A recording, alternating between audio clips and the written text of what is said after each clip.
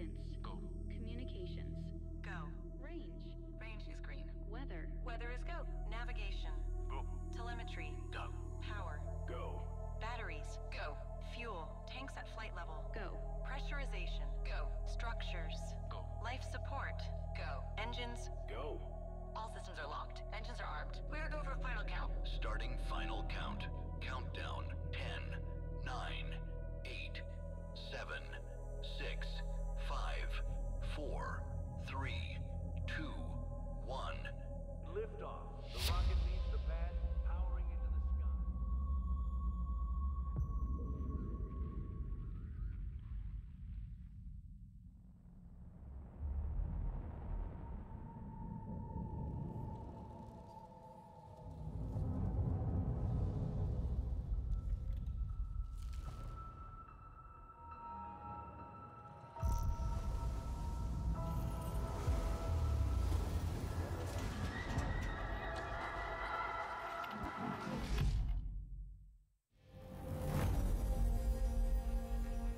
皆さんこんにちは、小島です。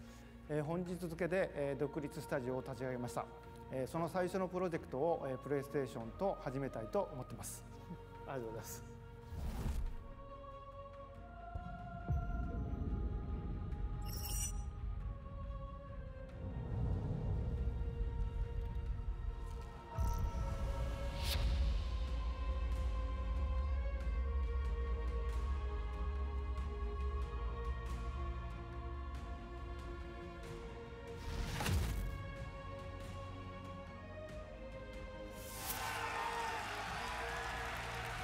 I'm back!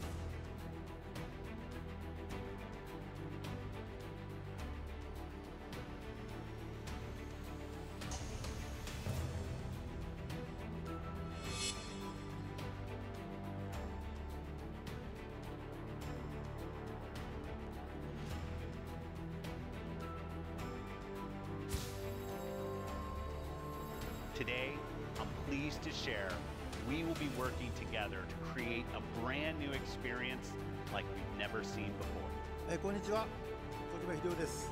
少し時間はかかるかもしれませんが、これから、Xbox ゲームスタジオと提携し、皆さんに喜んでいただけるニュースをお届けしていきたいと思います。ご期待ください。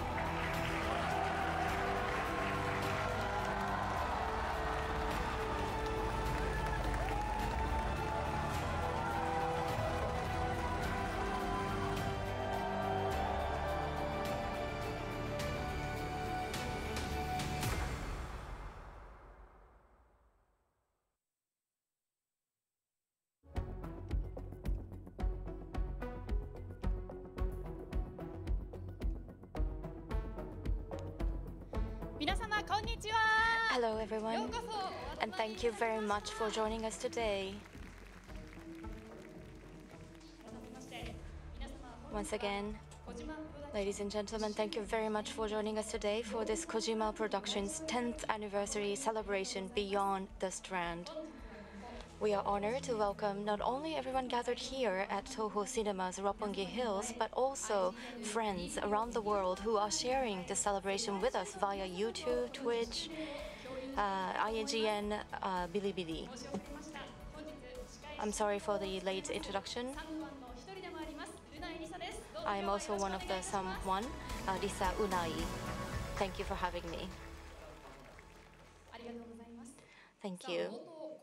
So at the beginning, we look back on the 10-year journey of KOJIMA Productions through the opening video, and now it's time to officially begin today's program. So without further ado, let us welcome onto the stage the world-renowned game creator, director Hideo Kojima.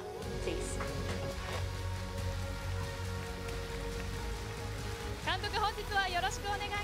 Thank you, Kojima, Mr. Kojima-san.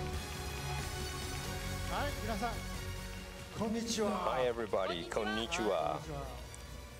Konnichiwa everyone.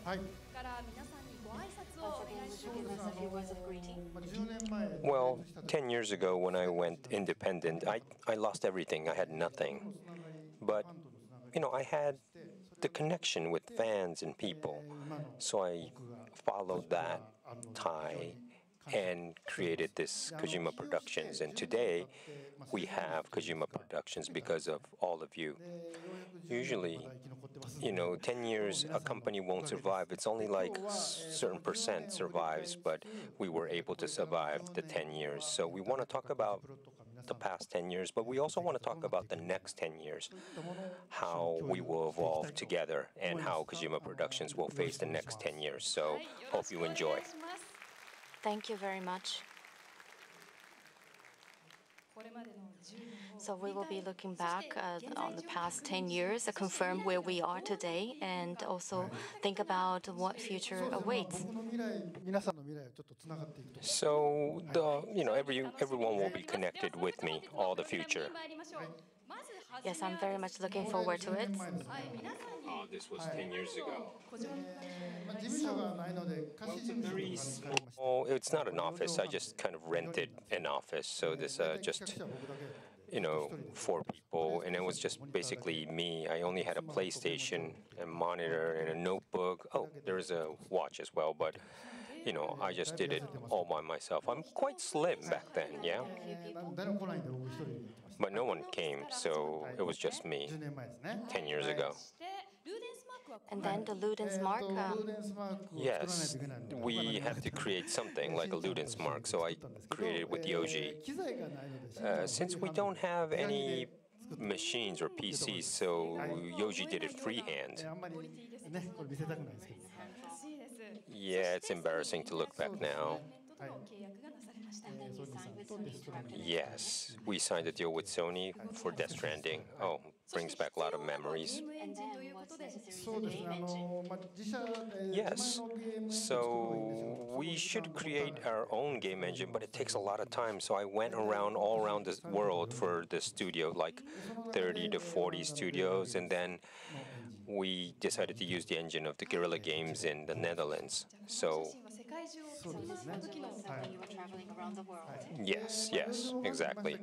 So we were in a small room, but then I got a couple of staff, so I also rented a little bigger place in Ebisu, like a couple of rooms like this. Yeah, in a way. It's just, every time we hired a new person, we kind of rented a different room or a new room. But you can't use the hallways and stuff, it's just some rooms. So it was, I think, 2016, I made the first teaser and was made actually here. So we couldn't make it in our small booth, so we had to use like the hallway or up in the rooftop. And yeah, I was in trouble with the security because we weren't supposed to use it, so we used we used those spaces to create the first teaser. And 2016 May was it? We moved to Season Terrace in the Shinagawa, and we were on the 12th floor back then. And the construction wasn't in time, but we just put some desks and chairs there. And here are we need to go see the furniture too. So we need to find the lighting and seats. And look, I'm really slim back then. Yes, I still like that chair, so I still use it. Yes, we started to kind of make this. This is the previous hallway. And we were thinking of how to make the hallway, so we use a model to kind of mock, to kind of see how it looks. And then the construction started. Yeah, and we kind of, went along the way, the constructions of how we should design it. This is from E3. Yes, we did the teaser of Death Stranding, yes. That was an exciting time. And then, we were checking all other stuff on the engine, but we thought that we want to team up with the Guerrilla's Decima engine, so, oh yeah, yes. It's the source code that they provided us, that box. And then 2017, January, the construction was finished, so we did the, kitchen, the meeting rooms, and also the hallway. And we didn't have anything else. All the interviews were done in the partition in one room and stuff. And this is the interior of the office. So every visitor. Yes. Oh, this is actually on the new office. And we were able to kind of secure the full floor. And you see the mixed floor. And I don't do the studio tour all the time, but actually I happen to do maybe once a day, and I can't really work actually, but anyways. Yes, it's cafeteria, and this room, yes. Well, if you come, we could show you this part of the room. It's very impressive. I was very much impressed too. It's a wonderful office you have. Thank you. Yes. Very quickly, we looked back on the 10-year. At the time of the company's founding, I heard you encountered many hardships. Yes, we're not on public. Usually in that building we can't go in, and I was wondering what to do. But the owner of the building was a big fan of mine, so we were able to be in that Season Terrace. And one more key thing happened, and I will introduce that now. So this is someone who supported and stood by the company. Please welcome Mr. Norihiko Sumita, who at the time was serving as a director at MUFG Bank. Please come to the center of the stage. Mr. Sumita, thank you very much for being with us today. Yes, thank you. So to begin, could you share with us a little bit about the early days of the company's founding? Yes, my relationship with Mr. Kojima is a rather unique one. When I was at the bank, I was in charge of one of the branches, and this branch happens to be near Kojima-san's office. So the branch manager of this bank knew I was a huge fan of games, particularly knew that I was a huge fan of Mr. Kojima, so they set me up with Mr. Kojima to have lunch, and I still remember clearly this lunch meeting. It went on for over 3 hours. There were 4 people with us, but we completely ignored them. I just spent the hours talking about games and entertainment with Mr. Kojima. Nobody could keep up with us in our conversations. But so that's how we started. And afterwards, of course, we gave loans. So thank you for your support. Thank you so much. Yeah. Yes, so when we tried to borrow money from a bank, they all said no because we know you, but your company doesn't have credit. So I was wondering what to do, but Mr. Sumita helped me out on these tough times. There are two things to keep in mind for bank loans. One is the character of the manager of a business, and the second point is the potential of the business. Well, the character, the branch manager in charge of Mr. Kojima's company was a very competent person, and he had many conversations with them. And he said that yes, we could trust Mr. Kojima. Trust is very important for the banking business. And at the time, it just so happened I owned a very rare computer called the MSX2, and I played all games from Metal Gear 1. And the games clearly indicate the character of the person who created them. And I was able to see that he is trustworthy and that I could connect with him. So I found no problem whatsoever with the character of the business manager. And the second point regarding business potential, Mr. Kojima had made a number of games, great games, and I knew the next game that he would create will be another masterpiece. Well, if it wasn't for Mr. Sumita, Kojima Productions wouldn't, be today. I couldn't even create a credit card. I can send out an invitation for our highest ranked card. Thank you. His current role as president of Mitsubishi UFJ Nikos has once again become involved with Kojima Productions. Director, could you tell us more about that? Okay. Well, he's my savior, so to say. Okay. Kojima Productions and Mitsubishi UFJ card will do a collaboration card. So thank you so much. So now I could use a credit card, thank God.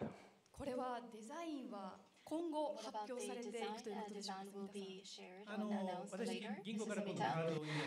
Yes, since now I'm the president of the card company, when we look at card users, they focused on consumption of goods and items, but nowadays a shift has occurred and they now focus on experience, consuming experience. And what is experience? Entertainment. For me, what is number one? Entertainment. Of course, Mr. Kojima. So I have been dying to collaborate with Mr. Kojima. So in the second half of next year, we have a plan. This will enable users to use a smartphone app and be able to use a digital card. And this will have many different game characters, sports, and for different cards, different themes will be adopted. But this is going to be the first of the card that we will be launching. And this will be collaboration with Mr. Kojima and his Kojima Productions. So please look forward to that. So many payments can be done through your smartphones, and you can accumulate points. And the points that you accumulate can be used to exchange for merchandise or other goods. One of the differences from other cards is since I'm a big fan of Mr. Kojima and Kojima Productions, the goods and merchandise for which points can be exchanged. Of course, we are currently planning for what kind of goods to be made available, but this is going to be a very exciting collaboration between Kojima Productions and Mitsubishi UFJ Nikos. Thank you very much. We are very much excited. Thank you very much once again. Please give a big round of applause to Mr. Sumita.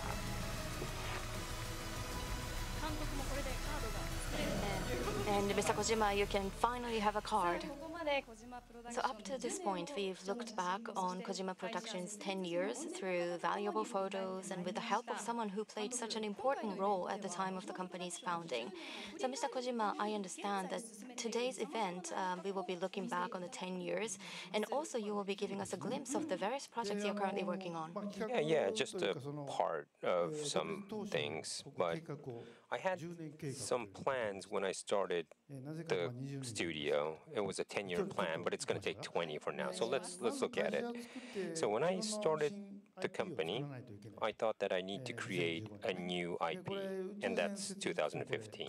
So it says a spaceship built. It means the office, and the astronauts are basically all the staff. And then we wanted to go out into space, meaning we need a new IP, a new title. So 2019, we had Death Stranding. But we also wanted to keep the connection between the fans, so merchandising, or we did like a fan event or the Death Stranding event. And that was you know, phase one in a nutshell. Okay, let's move on. We're in phase two from 2019 to 2025. I don't know, maybe a little longer, but this is the phase two. What I'm talking about is a new, you know, we're changing the spaceship. So we're going out of the solar system. We're going to go out even more further to other planets. So first is to strengthen our IP. So the director's cut or do on a multi-platform. But not just one title is, you know, enough to make a stable IP. So we made Death Stranding 2. And now, at the same time, I wanted to challenge something new. So a new title, and I might show you that later. And then we still need, of course, the connection with the fans. So we kept the merchandising going, and we do like a Parco pop-up shop. And also we have this Death Stranding concert tour, classic concert tour all around the world. And also I do the radio show Kojiju, and Miss Unai, you're doing it with me previously as well. But that all is a wrap of phase two. Now, I don't know if I'll be alive, but phase three is coming, like maybe 2030. I'm saying like third phase. So this is like we have all our equipment. We're going to the next galaxy, so to say. So all the things of entertainment will change. There'll be like games and animes and movies, but also new IP should be born in, I don't know which platform, but entertainment for sure will change. There'll be more something in between movies or games. So we'll use that new tool and create a new IP. And also creating things for AR and entertainment to the everyday world, not just from the monitor, but I want to create something totally new. So that's third phase. But I can't show you anything of the third phase today, but this was, you know, the plan that I created when I started the studio. So I hope that this would become true. We can hear more about what's to come. And so now moving forward from that journey of the past decade, we'd like to turn to a title that has been truly indispensable, especially for the first phase. This Death Stranding 2 on the Beach was released on June 26th of this year. And thanks to your support, many people have played the game and it has already received an overwhelming response. I cried a lot. So now we would like to once again introduce the outstanding members who contributed to this fantastic series. Please give a big round of applause and welcome them onto the stage. First, representing the world of voice acting, we have Kikuko Inoue. In this series, she provided the voices for Lucy and Anna-Lee. Ms. Inoue, thank you for coming. And next, a master of horror manga, Junji Ito. In this series, he contributed artwork to the final trailer and made a cameo appearance as well. Next, an internationally active actor, Shiori Kutsuna. In this series, she provided the voice of Rainy, as you know.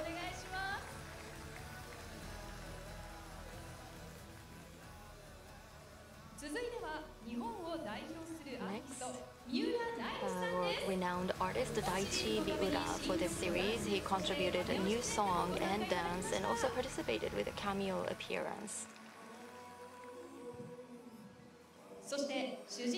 And the actor playing the protagonist, Kenjiro Tsuda. He provides the Japanese voice for Sam Porter Bridges and has been an indispensable presence throughout the series. Those are the special guests. Once again, please give a big round of applause.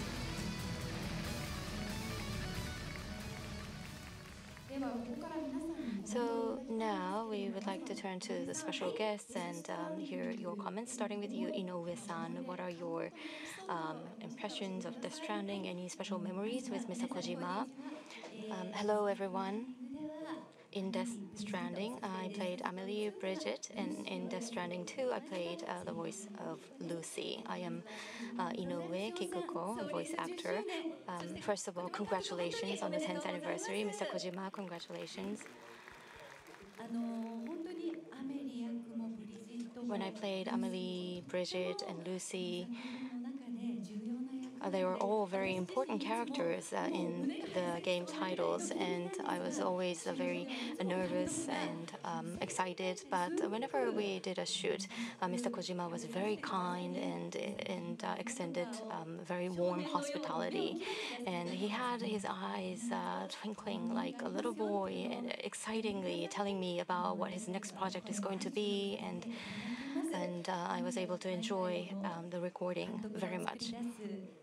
Every time, the innovative, memorable game titles that Mr. Kojima creates, I am very honored to be part of those wonderful games. I am fortunate to have had the opportunity to be part of these great projects. Thank you.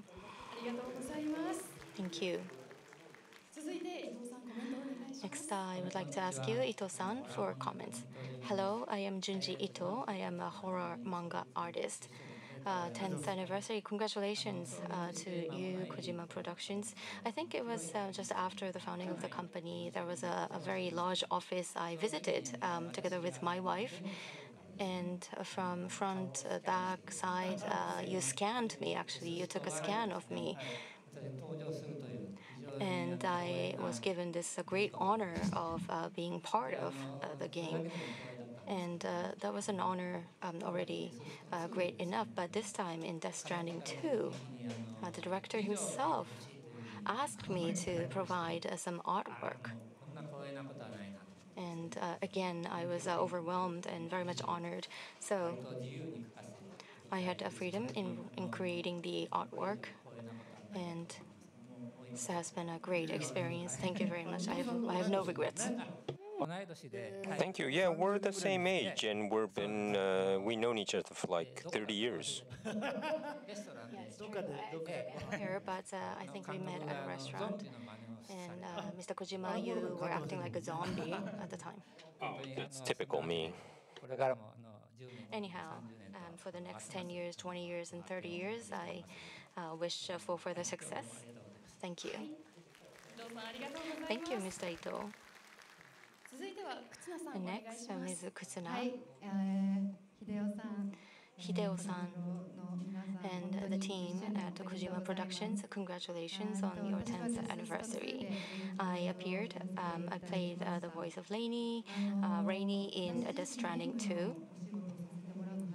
It was the first time for me to work on a game title. The shooting period was much longer compared to other films.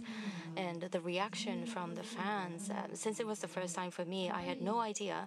But because I spent such a long time playing the character, and everybody joined me on this journey, and I was able to experience this emotional journey that I had not in other films. I was able to hear voices of the fans directly.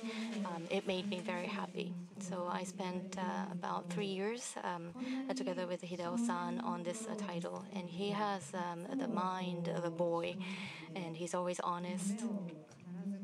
He is determined to make dreams a reality, and that part of him gives me inspiration every time I meet him. So I'm very happy for this meeting. Thank you so much. At first, it was right during the pandemic, and we scanned, and I asked you to act, and even the Japanese voiceover, of course, for the English, you acted as well. So thank you so much, Shodi. Thank you.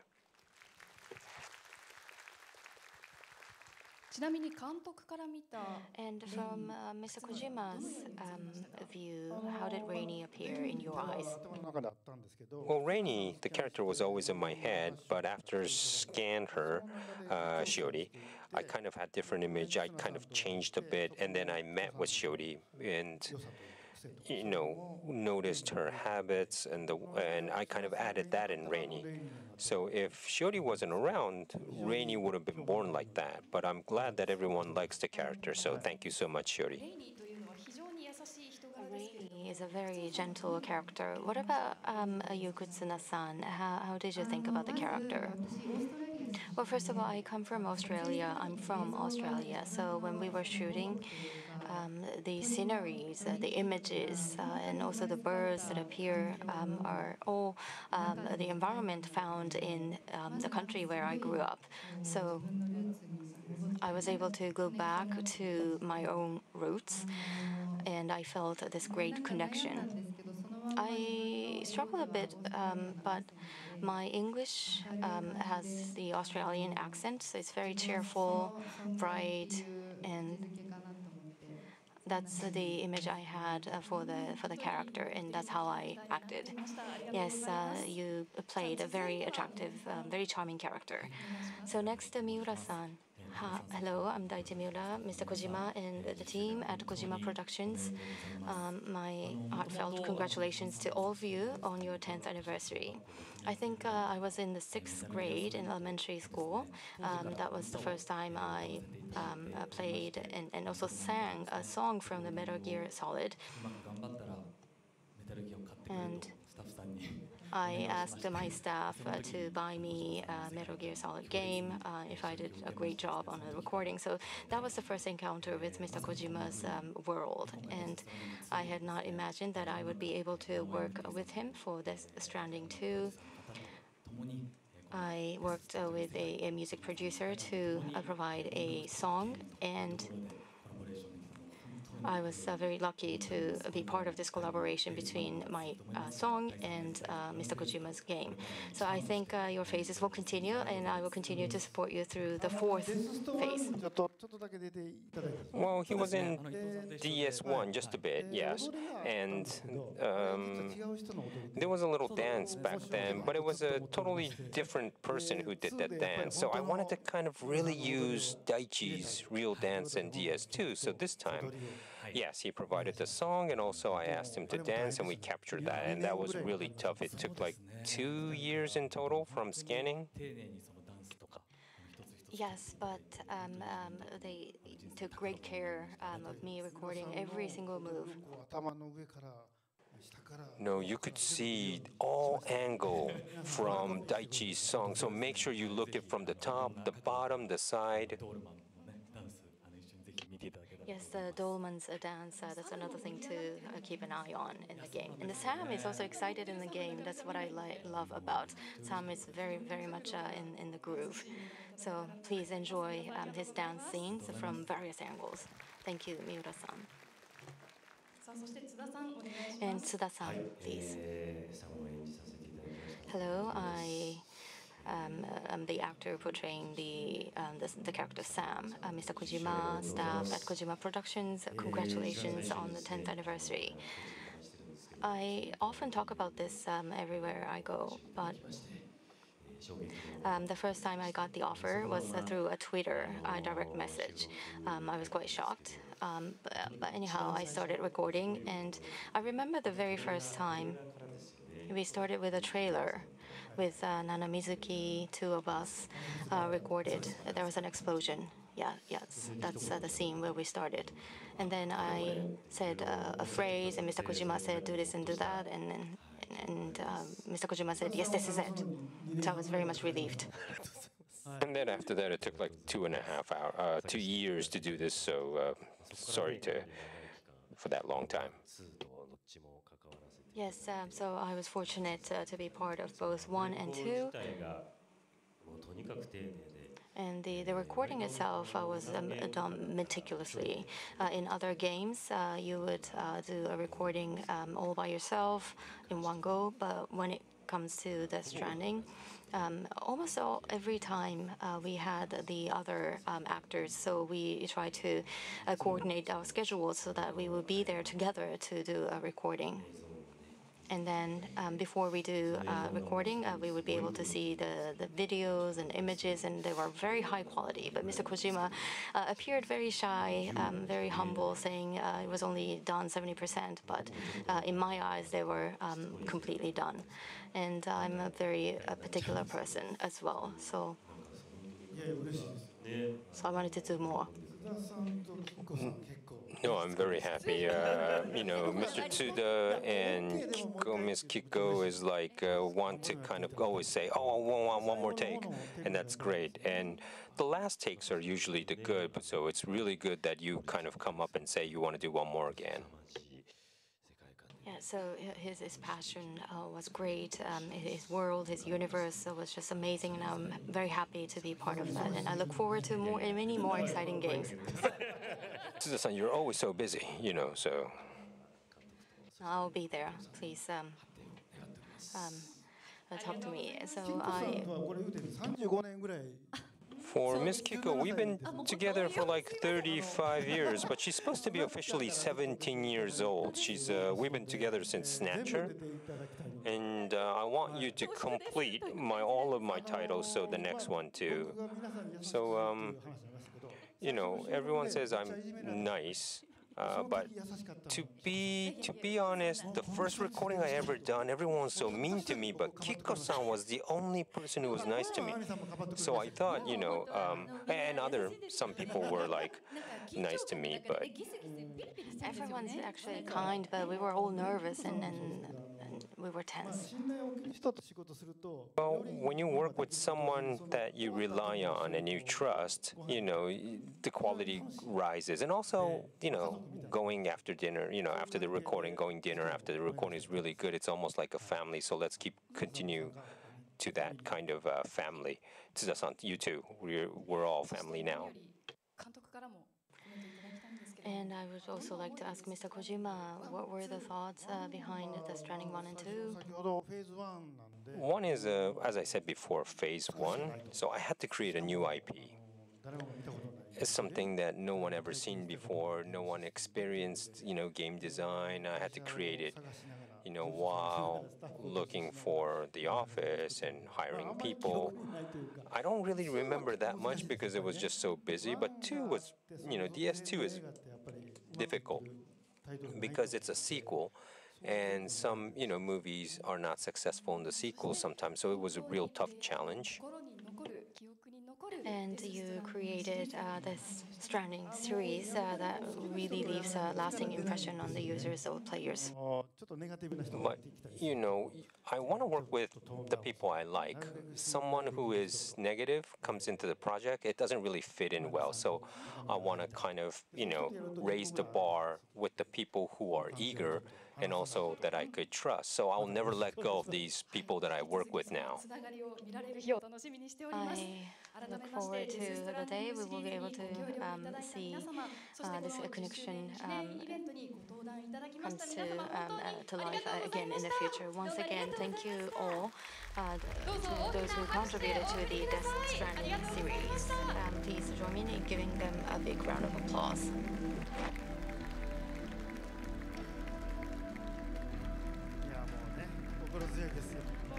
Well, those are really great people. And Hideo, it seems like it seems like everyone you're enjoying with all these people. Oh yeah, I'm not just, working with them. I go to karaoke or go to dinner with them, so it's great. So we'll go on to the next phase of Kojima Productions, which is now phase 2. So let's talk about the next 10 years. What do you want to show the next 10 years? Okay. I wanna show you this. Okay, there it goes. Yes, this is what I want to show you.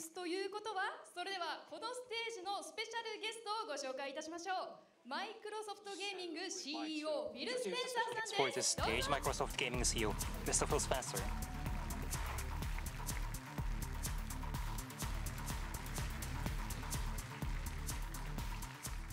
改めてご紹介いたします。世界のゲーム業界を牽引し続けるリーダーである Microsoft Gaming industry, Microsoft Gaming CEO, Mr. Phil Spencer. Thank you very much. Could you give us a few words? First, I just want to say happy 10th anniversary to Kojima-san and the team.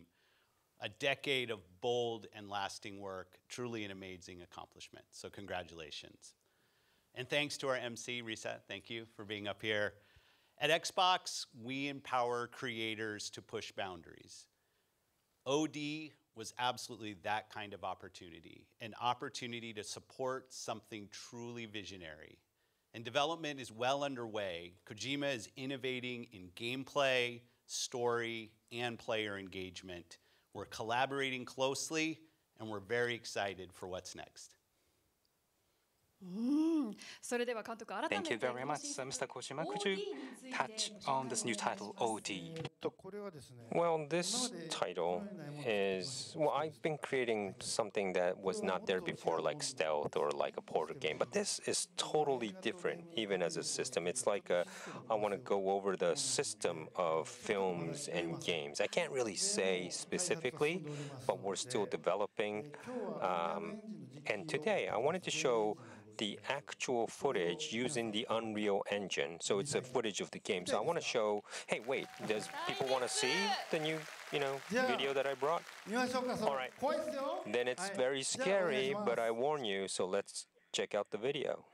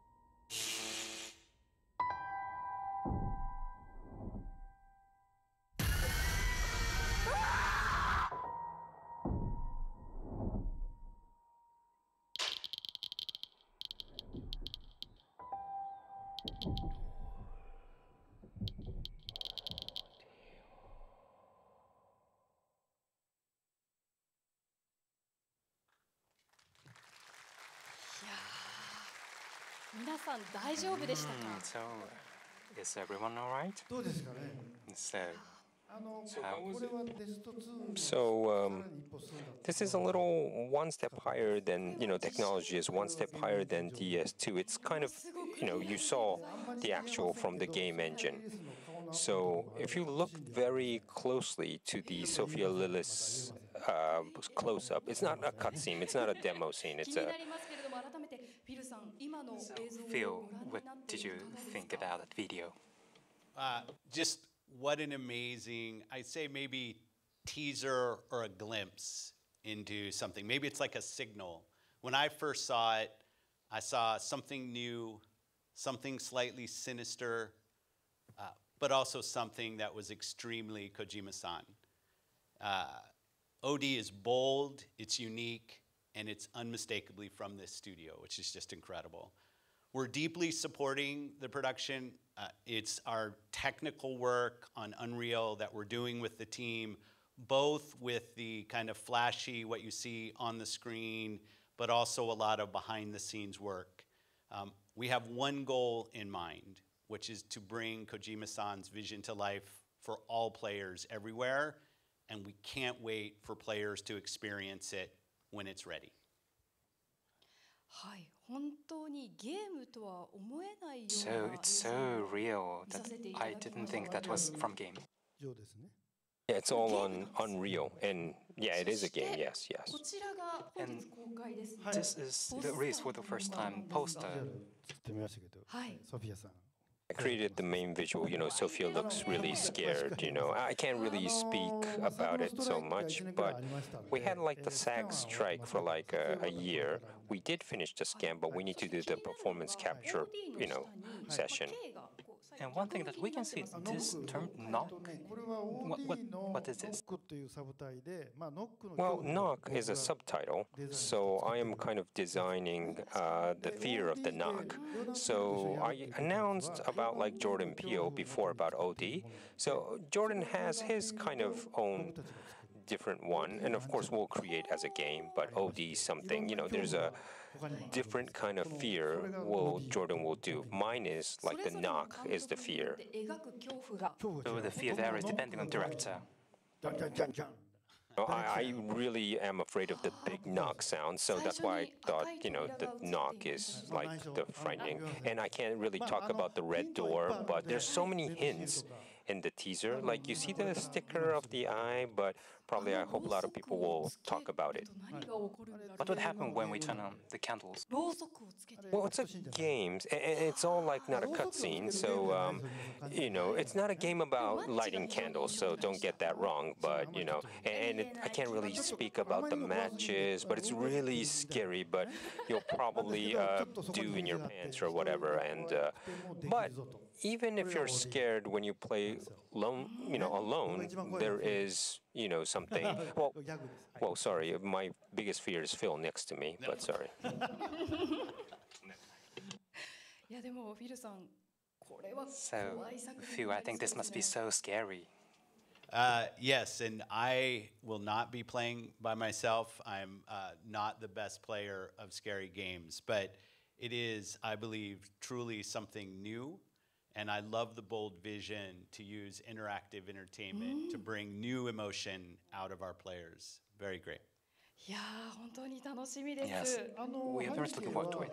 ちょっと言いませんが、あるとこ Well, ろですけど I can't really say about the environment, but I did scan it in the real live area. So for me, for OD, I want to go around all over the world where are scary kind of places. I want to scan a ghost for the first time, and I want to get an award for that. But anyways, that place that we scanned, there should be a ghost.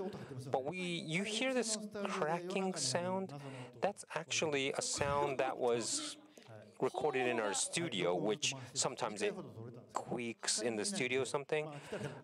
Maybe the ghost was there, but she's no longer there anymore. But anyways, and that's why we went to the shrine together with Microsoft to make sure that we have a safe build of the game, and we'll probably hire a. 順調でございます。 Well, progress is very well, but I can't say so much. But this is a special system. Even the infrastructure is totally new. No one has ever done this before. So I am, repeating, the tests and experiments, and I can't speak anymore. I can't even say 50% or 60%. It's total different. Well, Phil is going to get angry if I speak even more. So, yes. well, please see it again. There's lots of hints in the video. ということでそろそろお時間が近づいてまいりました。最後 A に bit ヒデさ running ん out 皆 of さん time, に so メッセージを Phil, お願 could いし you ま give す。 us last words? Yeah, thank you, Kojima-san. Thank you, Risa, for having us. Again, congratulations on 10 years. Just great games that our community, the gaming community, loves. So thanks for all you've done. We're proud to be bold supporters of OD, honored to be part of this. So thank you. はい、ビルさんありがとうございました。 Phil, thank you very much for being with us today. Please give me a round of applause.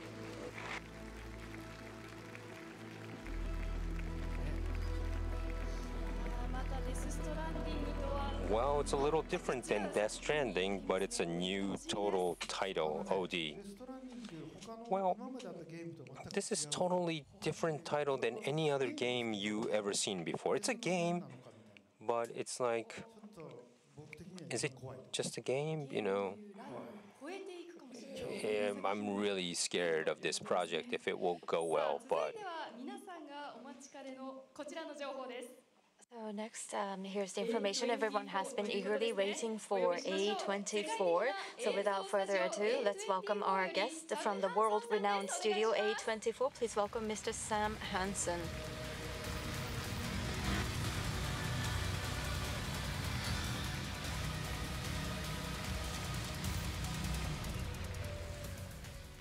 Thank you very much for joining us today. May we have a few words of greeting from you first? Hi, everyone. My name is Sam Hansen. I'm here with my colleague Vilma Castaneda from A24. And we are here today to honor and celebrate the brilliant, visionary artist, our partner, our friend, Hideo Kojima. So, yeah. Vilma and I are thrilled and honored to be here today with you all and tell all the fans watching hello, to look back at all the amazing work that Kojima-san and his amazing team have put together, and to look ahead at all the exciting work that is coming our way, including a filmed adaptation of Death Stranding, which we're incredibly excited about. Thank you very much. I'm sure everyone is already familiar with the studio, but please allow me to give a brief introduction of A24. A24 is a film and television studio that has revolutionized the entertainment industry by producing some of the most influential and critically acclaimed films and TV series in recent years. Founded in New York in 2012, A24 has built a library of over 150 films and more than 50 television series, earning widespread recognition both critically and commercially, including over 21 Academy Awards, 14 Golden Globe Awards, and 18 Emmy Awards. Partnering with major streaming platforms, A24 produces and distributes works across all genres, now streaming in more than 180 countries worldwide. With that in mind, could you tell us once again about how this collaboration came about and what's the status of this project today? Thank you, Risa-san. Such kind words. And yeah, A24 has always stood for supporting artists, bold artists with distinct visions, and I think we can all agree that nobody embodies that more than Kojima-san. And we admire at A24 Kojima-san's work for the same reasons we admire other master storytellers. His games have cinematography and production design and staging and rich, complicated characters and vast mythological worlds that all equal iconic cinema. And for that reason, when we started talking about adapting Death Stranding into a film, we were excited by the challenge of a film matching the game's great ambitions. And we knew that we would need an extraordinary filmmaker to help us with that. And so when we got together and compared ideas for who that filmmaker voice was, Michael Sarnowski was at the top of both of our lists. And the reason for that is that Michael is an extraordinary filmmaker who can always locate humanity, even in the most complicated, vast worlds, whether it's the underground of Portland restaurants in Pig, or an alien inhabited New York City in Quiet Place, or in mythological Robin Hood, like you've never seen it before, in the upcoming film that we have with Michael, The Death of Robin Hood. And so we knew that we had our guy. And luckily for you, Michael is here with us tonight. So you have that to look forward to.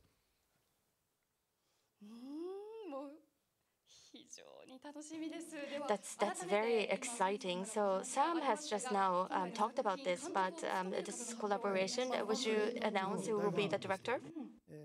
Well, I'm a big fan of A24. They are the #1 studio that really takes care of the creator. So I thought I wanted to team up with A24. So what I wanted was someone who could write and also direct and also knows about VFX. So we kind of, he's a big fan. I'm a big fan of Michael Sarnowski. Today we have Michael with us, so let's welcome him to the stage. A rising star in filmmaking, director Michael Sarnowski, who received high acclaim for the movie Pig.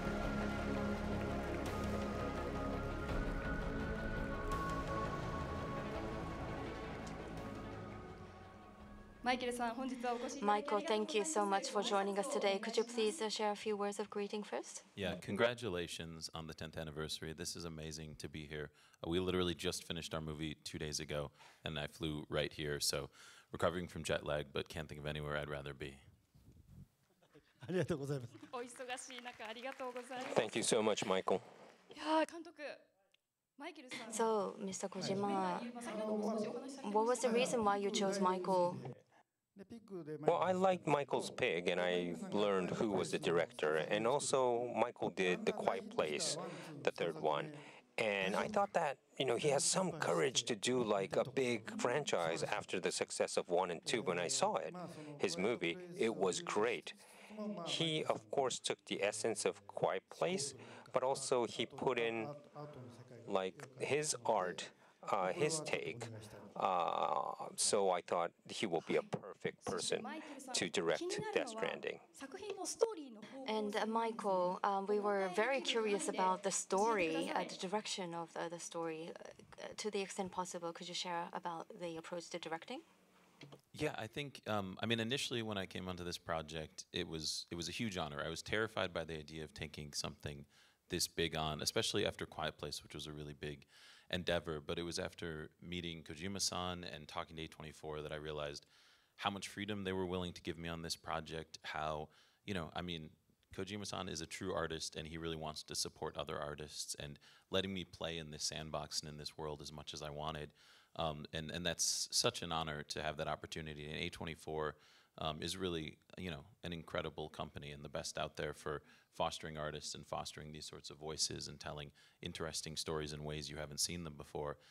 So I think with this project, we really want to capture the soul of the game, capture the themes of the game, but tell a story that you haven't seen in that world and explore characters you haven't seen before and find all of that scope and all of those incredible real locations, but also find all of those nuanced characters and just do justice to this on a macro and micro scale.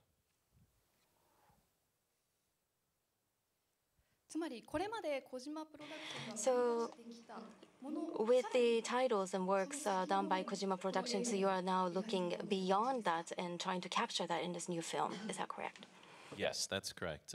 We're trying to find another story that you've never seen in this same universe that is both accessible to people that have never played the games before, but will also give something to people that know the games really well. And so I think finding that balance and finding a way to really tell a human story in this world that captures everything that we love about it, as well as sort of being able to stand on its own 2 feet, is really the goal.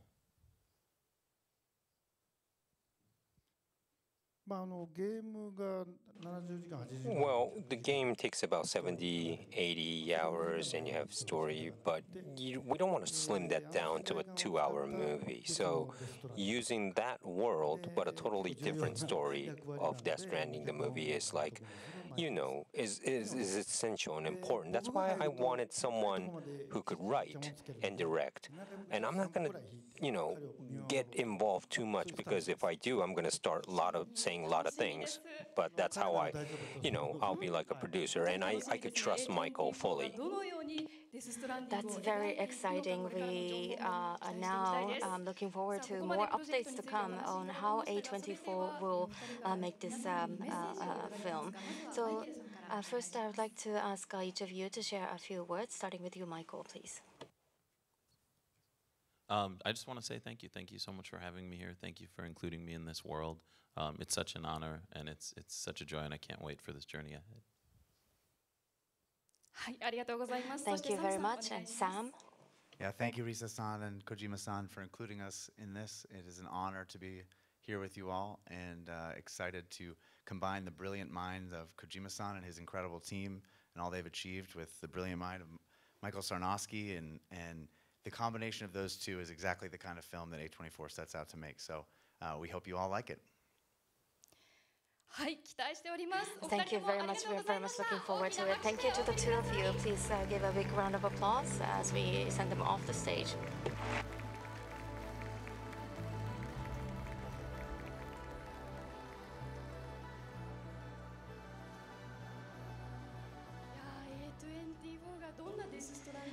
I am curious as to what kind of Death Stranding world A24 will create. Yeah, we can't really say too much today, but we'll keep you posted. So in the next stage, we will be sharing brand new information revealed for the first time today. So second phase, I said about the live action film with A24, but I also said I want to do an animation. And this is for the movie theater, so I want to kind of have some people here. The story writer is this person. Hello everyone, Aaron Guzikowski here, and like most of you watching today, I love the world of Death Stranding, and I'm truly honored to be working with Hideo Kojima on this project. Drawing and animation have always been near and dear to my heart, and I'm really excited about bringing this mind-bending universe to the animation film space. We can't wait to share what we've been working on, and we'll have more to share on this soon, so stay tuned for more announcements. In the meantime, wishing you, Hideo Kojima, and the entire KOJIMA Productions team a happy 10-year anniversary. Keep doing what you do. Your work is an inspiration to us all. So here it is. Let's move to the center of the stage. So Death Stranding will be adapted into an animated film. So I'm a big fan of Aaron, and he will be doing the scenario script for this. What are the reasons why you had Aaron come on board? Well, I've been watching his works, like Dooney's movie, and he doesn't really do so much of anime, but I thought he'll be, he had a good idea, so I wanted to work with him. That's very exciting. So the writing will be done by Aaron, but who will be directing this anime? I can't direct because I have, other game titles that I do, so I will probably ask to do a direction to someone else. Who will that be? From me, it's Mr. Hiroshi Miyamoto of the ABC Anime Studio. And we have Mr. Miyamoto from ABC Animation here with us. Please welcome onto the stage, Hiroshi Miyamoto.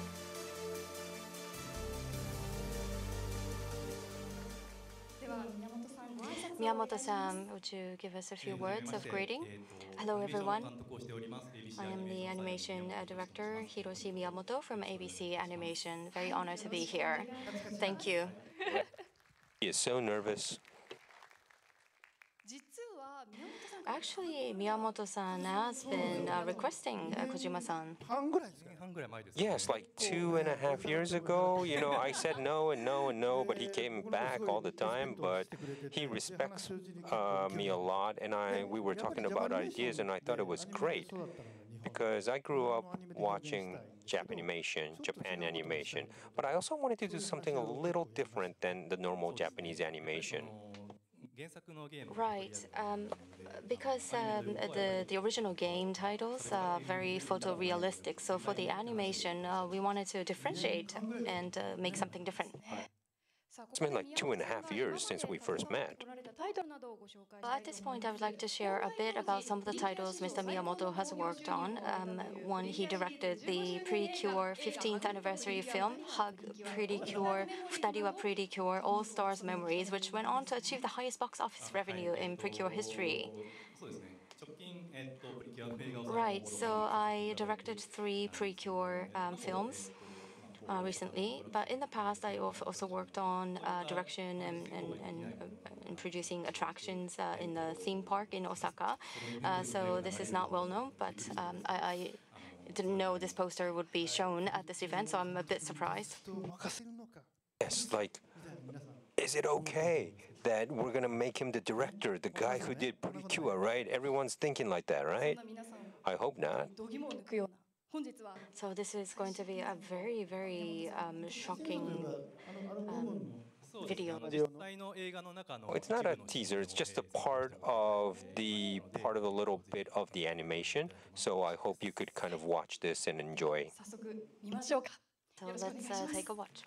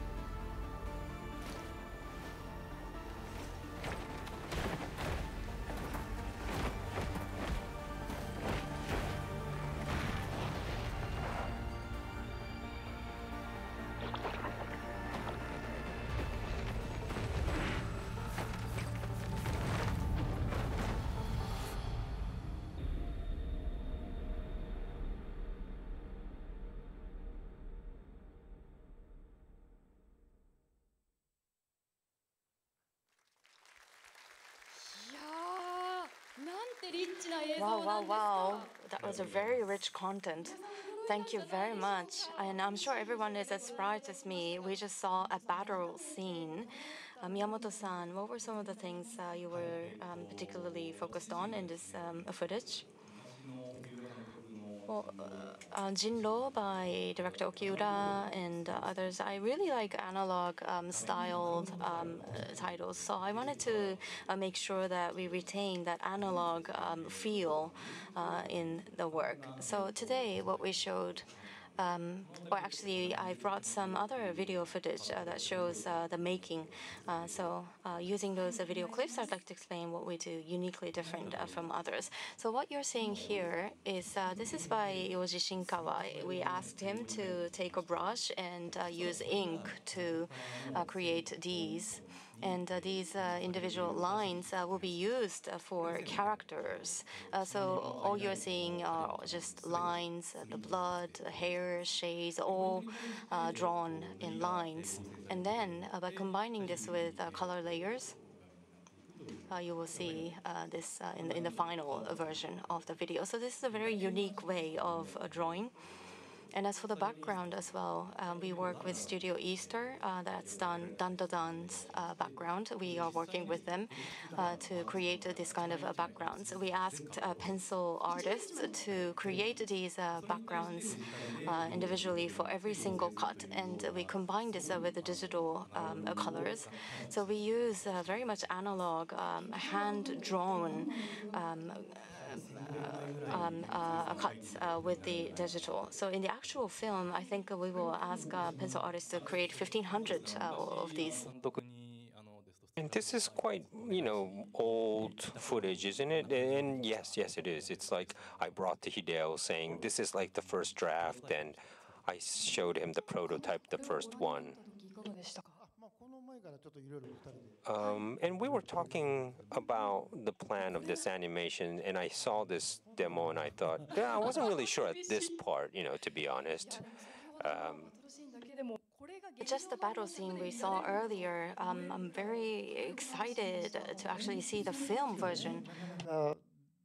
But the touch of the pencil is really difficult, isn't it? Yes, it is. I mean, I want to brush up before the film because we need to work on it a little bit more.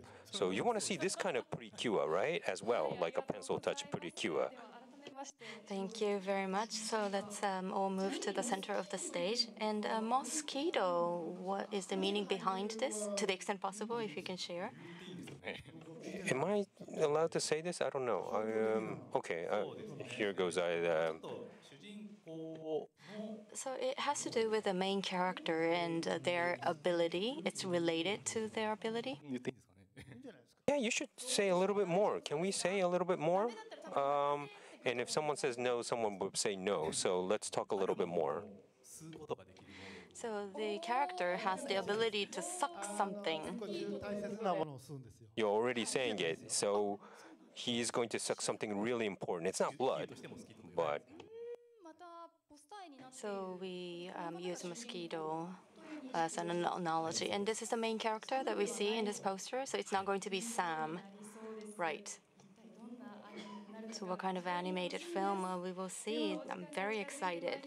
Unfortunately, it is about time to start wrapping up. So Miyamoto-san, please give us a few final words. Well, to those of you who are here and those of you watching the live stream, I think you are very much like me, in a sense that we learned how to be a cool man from Snake.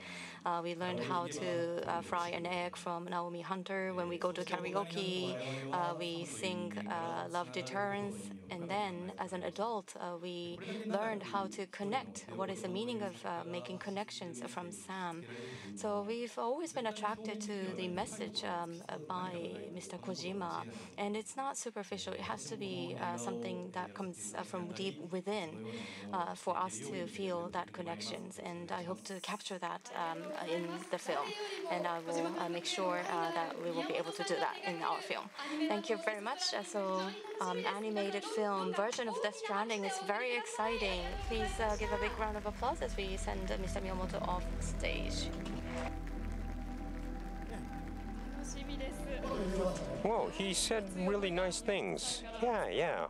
Very passionate person.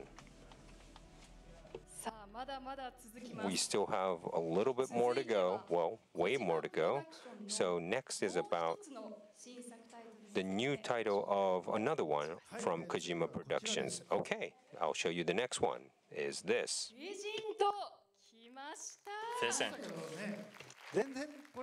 Yeah, but this is like just starting. I'm just doing the concept all by myself.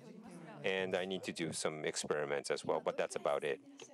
What is the progress?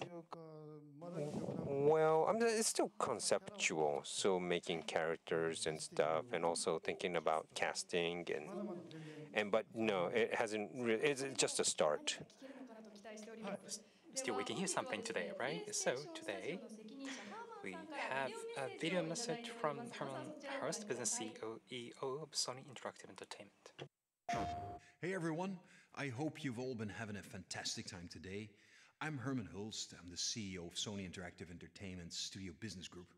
I couldn't be more honored to be joining you all virtually to celebrate the 10th anniversary of KOJIMA Productions and the unbelievable contribution Kojima-san has made, not just to games, but to the craft of interactive storytelling over the past 3 decades. Do you know, funnily enough, PlayStation is also celebrating an anniversary this year, its 30th. And I think there's something fortuitous about that. You know, it's impossible to reflect on our success as PlayStation without recognizing the role of Kojima-san and the worlds that you've built in that journey. Across every generation of PlayStation, your unique vision has set new standards for cinematic storytelling while consistently redefining gameplay. Your daring, your willingness to push boundaries, to bring players unforgettable experiences, I believe is truly one of a kind. So when we finally got to meet in person back in 2015 in Amsterdam to start this new partnership between SIE and KGP, I was just thrilled. And it's been an incredible journey. With Death Stranding, I think Kojima-san and his team truly redefined what a video game could be, both in terms of narrative as well as technical achievement. Seeing what Kojima Productions has been able to do with the Decima engine, it's a piece of tech that's very close to my heart, has just been fantastic. And with the recent release of Death Stranding 2 on the beach, Kojima-san has blown us away once again. This deep history of collaboration makes it all the more special to be celebrating the 10th anniversary of Kojima Productions today. Now, looking ahead, I know we announced Physant last year, and I just want to reiterate how excited I am for this title. We're not going to be sharing too many details today, but I can confirm that this game is fueled by the same creative energy, the same ambition that has made the PlayStation and Kojima partnership so powerful over the past 30 years. Kojima-san, on behalf of everyone at SIE, I want to wish you and the entire Kojima Productions team a big thank you and a massive congratulations on your 10th anniversary. I can't wait to see where this collaboration takes us next. To all that lies ahead. PlayStation. So, message from Mr. Herman, full of hopes. Well, yeah, it's the next stage tactical espionage action game. So it'll be, using technology even further than OD because it's later up it's in the future. We don't have anything that we could show, sorry. But I just created a visual art, so maybe I could just show you that. And I don't know what you think of this. A man standing? Yeah, it's the main character. We cannot see his face. Well, we can't see, but... So, I'm doing the concept and also casting, but as I said before, there was a SAG strike, so I couldn't do the casting. So I can't really announce the main character, but there are a couple of other characters that are decided. I don't have a screenplay, but I could announce some casts. So we'll show who it will be. Okay, first person, I have a video message. Let's check it out. Hi everyone, this is Charlie Fraser here. I hope you're all having a wonderful time. When Hideo Kojima reached out to me, it felt so surreal, like being invited into another world. I'm very proud to announce my new role in the game Physant, and I look forward to working alongside Kojima Productions and PlayStation, and a huge congratulations to the Kojima Productions team on your 10th anniversary. What a massive milestone, and I look forward to seeing you all very soon. 안녕하세요. 배우 마동석입니다. And that was Charlie. 먼저 코지마 프로덕션의 10주년 진심으로 축하드립니다. 네, 저는 오래전부터 코지마 감독님의 작품을 너무 좋아했습니다. 코지마 프로덕션의 과감한 아이디어와 새로운 스토리텔링에 대한 열정에 깊이 감명받았는데요. 그래서 이번 코지마 프로덕션의 신작 피센트에 합류하게 되어 더욱 영광입니다. 앞으로 코지마 프로덕션에서 보여줄 새로운 여정, 저도 함께 동행하면서 함께 기대하고 응원하겠습니다. 화이팅! こんにちは、浜辺美波です。小島監督、小島プロダクションの皆さん、10周年本当におめでとうございます。そしてなんとこの度、フィジントに出演させていただくことになりました。ありがとうございます。小島監督の作品に出演できることは本当に嬉しく、とても緊張が続いていたのですが、精一杯できることをしていきたいなと思います。この先も撮影が何度かあると思いますが、完成をとても楽しみにしております。頑張ります。おめでとうございました。はい、今のところ3名。Yeah, those three, but of course I casted more, but it'll be like Dune all cast, kind of. So Charlie, I saw, Mad Max Furiosa, she played the mother, and I saw her other, things, and also I met her too. And Don Lee is actually in Death Stranding too, but I thought, we got so close, he'll be in this new project.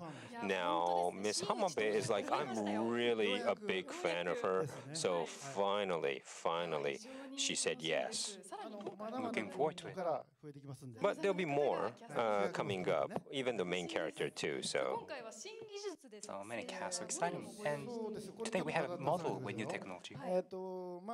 Well, I can't really say it yet, but we have DS2, and technology-wise, OD might be higher. And then on top of that, the new technology will come even more, so I'll break the barrier between movie and games. But especially like for Miss Hamabe, an Asian skin was very difficult to capture. So I was talking with 3Lateral using a new technology that they invented, and hopefully it would kind of revive the delicate Asian young lady's skin. So I just want to show you a couple of cuts of how she looks in CG.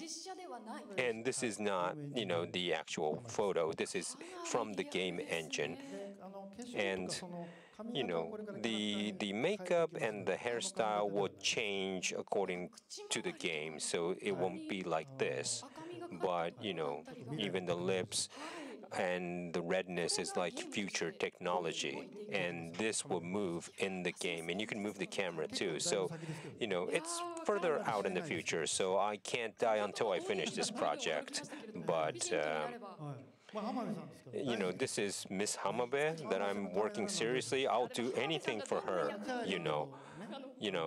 Of course, Charlie and Don Lean. For me, working with people I like make me live longer because I could go work and say, oh, I want to meet them, But I'm getting weak today now because I'm very busy. But anyways. So the casting is yet to go. And also, we need to, experiment on new technology, but there's so much more to go. But before that, I need to do OD, and hopefully everyone looks forward to the OD and the Fizzent new project. So up to here was the update of the future titles that we're working on. So from here and onwards, I'd like to touch on various collaboration projects. Please have a look at this video. "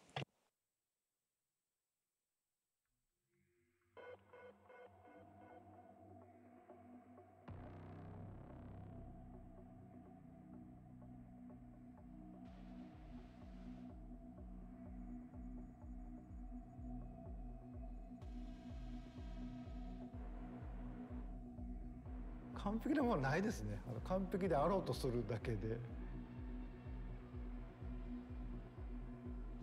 完璧だと思っても、時代はどんどん動いていくじゃないですか。ものの見え方も変わるんで、不完全のままどんどん進んでいくというか、ユーザーの皆さんと一緒にものづくりを完成させていくというか、完成はないんですけど、そういう意味では。技術的なこともどんどん変わっていくんで、20年前25年前できないことが今できたりとか、その時技術者が美味しいっていうお酒がその時の最先端のお酒なのかな、とにかく突き詰めていくっていうところが大事かなと。微生物の生育する環境を整えるのがうちらの仕事になっちゃうんで大変ですよね、生き物なんでね。お酒の価値はいつ作られるんだろう。誰かが口に入れた瞬間価値が作られる。あ、これうまいな。自分が言いたいことがそこにあって、そこにインタビューをうまく加工して届ける。まあ多くの人は分からなくてもいいんですけど、中に1人か2人がこういうことが言いたかったんだねみたいな、それが届けばいいと思ってるんで。それが美味しいって言われるとちょっと作りとして嬉しいんです。あ、そうですか。その時代時代のできる限りの一番いい技術を使って酒を美味しくする。こんなぐらいでいいやって言って作ればもっと合理的にもできると思うし、でもそれって面白くないのかな。こういう使い方一回もしてないんで、これは新しいと思うんですけど、ディテールこそが僕はクリエイティブだと思うので、ものを作って残せば僕は死ぬけど、肉体は死ぬけど僕の作ったものがミームとして残っていくので、それが動機ですね。なんかものを作ってる人間の技というか意志、こういう酒にしたいという意志でできた酒。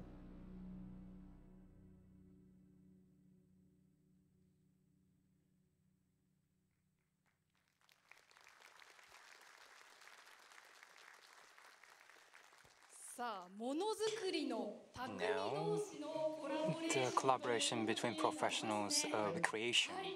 ご協力いただきました So our partner here is Shimizu Seisaburo Shoten. Please welcome Mr. Shimizu Shintaro, Mr. Uchama Tomohiro, Master Brewer, and Mr. Shinko Yoji from KOJIMA Productions.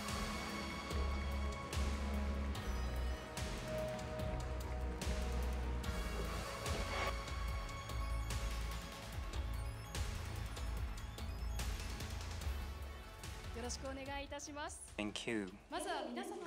So, could you let us know your passions and commitment to this project? So, Shimizu-san, please. Yes, we create sake in Suzuka, Mie Prefecture, the alcohol called Zaku. So, it's a great honor for me to be able to work together with Kojima-san, and congratulations on the 10-year anniversary. So, at this milestone, as a collaboration program, our sake was picked for the collaboration, and it's a great honor for us. And sake, as Kojima-san has been saying, new technology. But what we're doing, well, I manage the sake brewery, and Uchiyama-san next to me is the master brewer, so in charge of production of sake. And when sake brewery creates sake, master brewer creates sake. Well, actually, we do not create sake. And who does? Well, yeast, microbes. These microbes create sake in reality. And what we do is to set up the best environment for them to create sake, and that's what Master Brewer has been doing all the time. And through this collaboration, we can showcase what we are doing, and we are very delighted to be able to do so. Thank you. Uchiyama-san, please. So, this time, Kojima-san has visited our brewery. And as we are, well, discussing, we share same values and perspectives, a lot of commonalities as engaged in creation. Well, I commit to very detailed things. And, well, many people on the ground may not like it, but in case of creation, we need to commit to something, commit to details, and Kojima-san prefers this kind of taste in sake, so I try to give my 100% to this sake. And that's how I created this title, and I appreciate Kojima-san's view. So, I did all my best for this sake, and this time, yes, we made this. Thank you. Thank you very much. And Zaku Luden's package and label is so cool. Shinkao-san. Yes, it's the 10th anniversary of Kojima Productions, and let's do a sake kind of thing. So, same as the game. So, it completes after someone plays or drinks. So I thought sake is the same, it's entertainment. So the surface, the face of the sake, I had to create a new character, or thought of creating a new character, but I thought putting Ludens there will be good. So if people drinks the sake and looks at the package and have a good time, I think I will be delighted. And Hideo, the tasting you did, and yes, I did all the tasting. And Zaku was one place that I was very interested because they were saying similar of what we say of how we create things. So I went to their brewery, and what was the most interesting part is like they're facing living things, like whether it's a micro or whatever, it's living. So same as us, we're dealing with living fans and people. So I think this collaboration, I learned a lot as well. But this collaboration sake will be great. So I hope everyone will be happy to drink this soon. And the information is available on the official website of KOJIMA Productions, and you can buy this from today. So please check this out and buy this sake. So, Shimizu-san, Uchiyama-san, Shinkawa-san, thank you very much for being with us today. Please give them a round of applause. Thank you.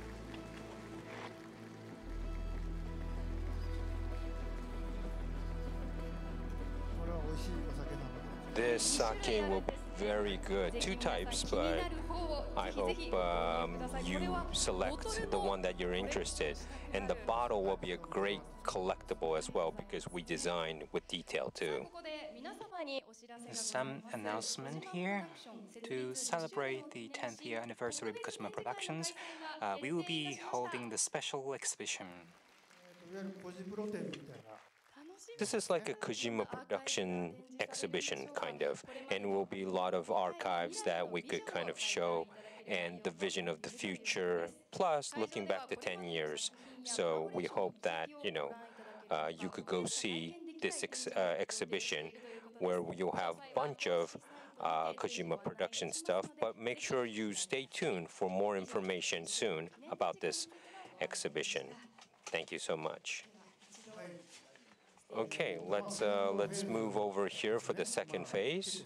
We're still talking about second phase a little further out than second phase, but we have so much information that we released already, but sorry, we didn't show much. Okay, now we were saying about the third phase, that we're going to go out of the next, I don't know, using the KOJIMA production spaceship, going out of our Milky Way even, So I said that there are currently live-action films and games, and that was all created. We created all IPs from there.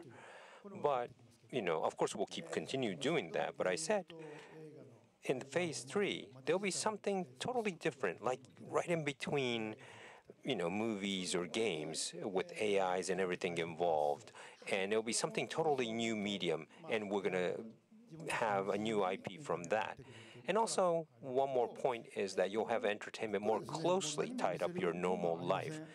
From here, I can't show you anything because I haven't brought anything today, and I can't show you inside my head. But I've invited so much guests, special guests, who will be the people who will be making the next 10 years of entertainment, of digital entertainment. They will talk about how the future will change in the entertainment world. So we want to do a little panel of the future of entertainment in the next 10 years.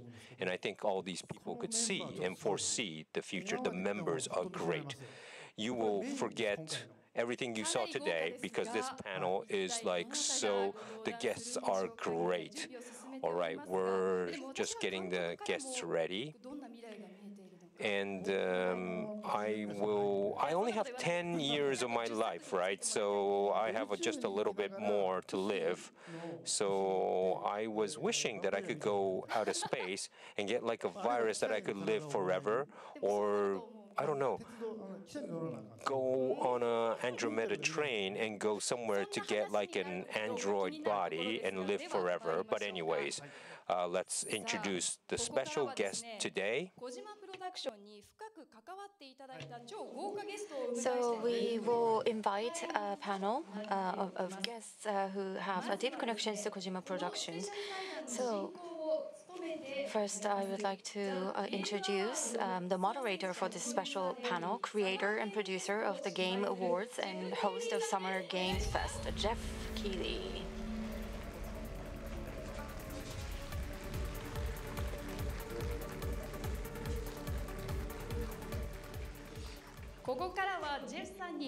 So I will hand over to Jeff to moderate this panel. Thank you so much. Great to see you. Hello, everyone. Mr. Kojima, congratulations on 10 years. We're so proud of you. And great announcements today for OD, Fizzent, and so many other things. But this is something that's going to be really special. As Hideo said, we're going to look far into the future of how games and entertainment are going to converge in an even bigger way, and I know that's part of your vision, Hideo, and we have some very special guests with us, some surprise guests. They're going to join us on stage. Mr. Kojima, before we begin, any thoughts as we lead into this special panel? Well,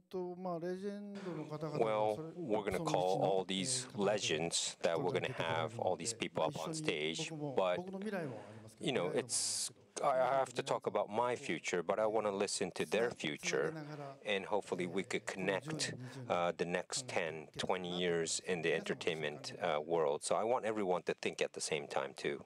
Exactly. This is really a panel about vision of where entertainment's going to go, and I think it's going to be really fascinating. So should we welcome our special guest now, Mr. Kojima? Yeah.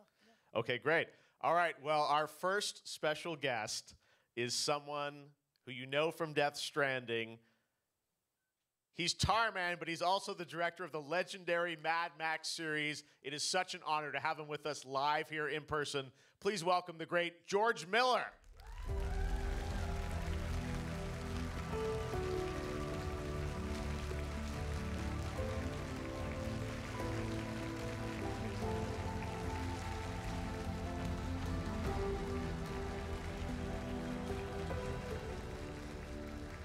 Great to see you, George. But that's not all. Next, please welcome the world-renowned Oscar-winning filmmaker who also appeared in Death Stranding as Deadman, Guillermo del Toro, everyone.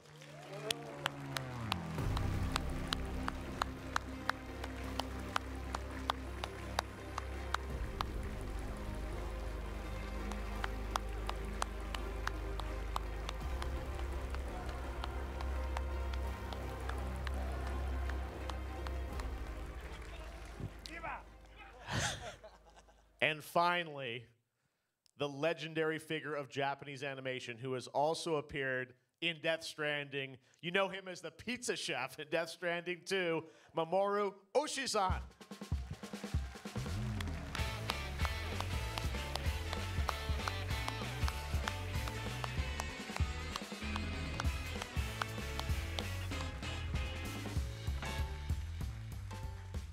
Thank you all for joining us. Please have a seat.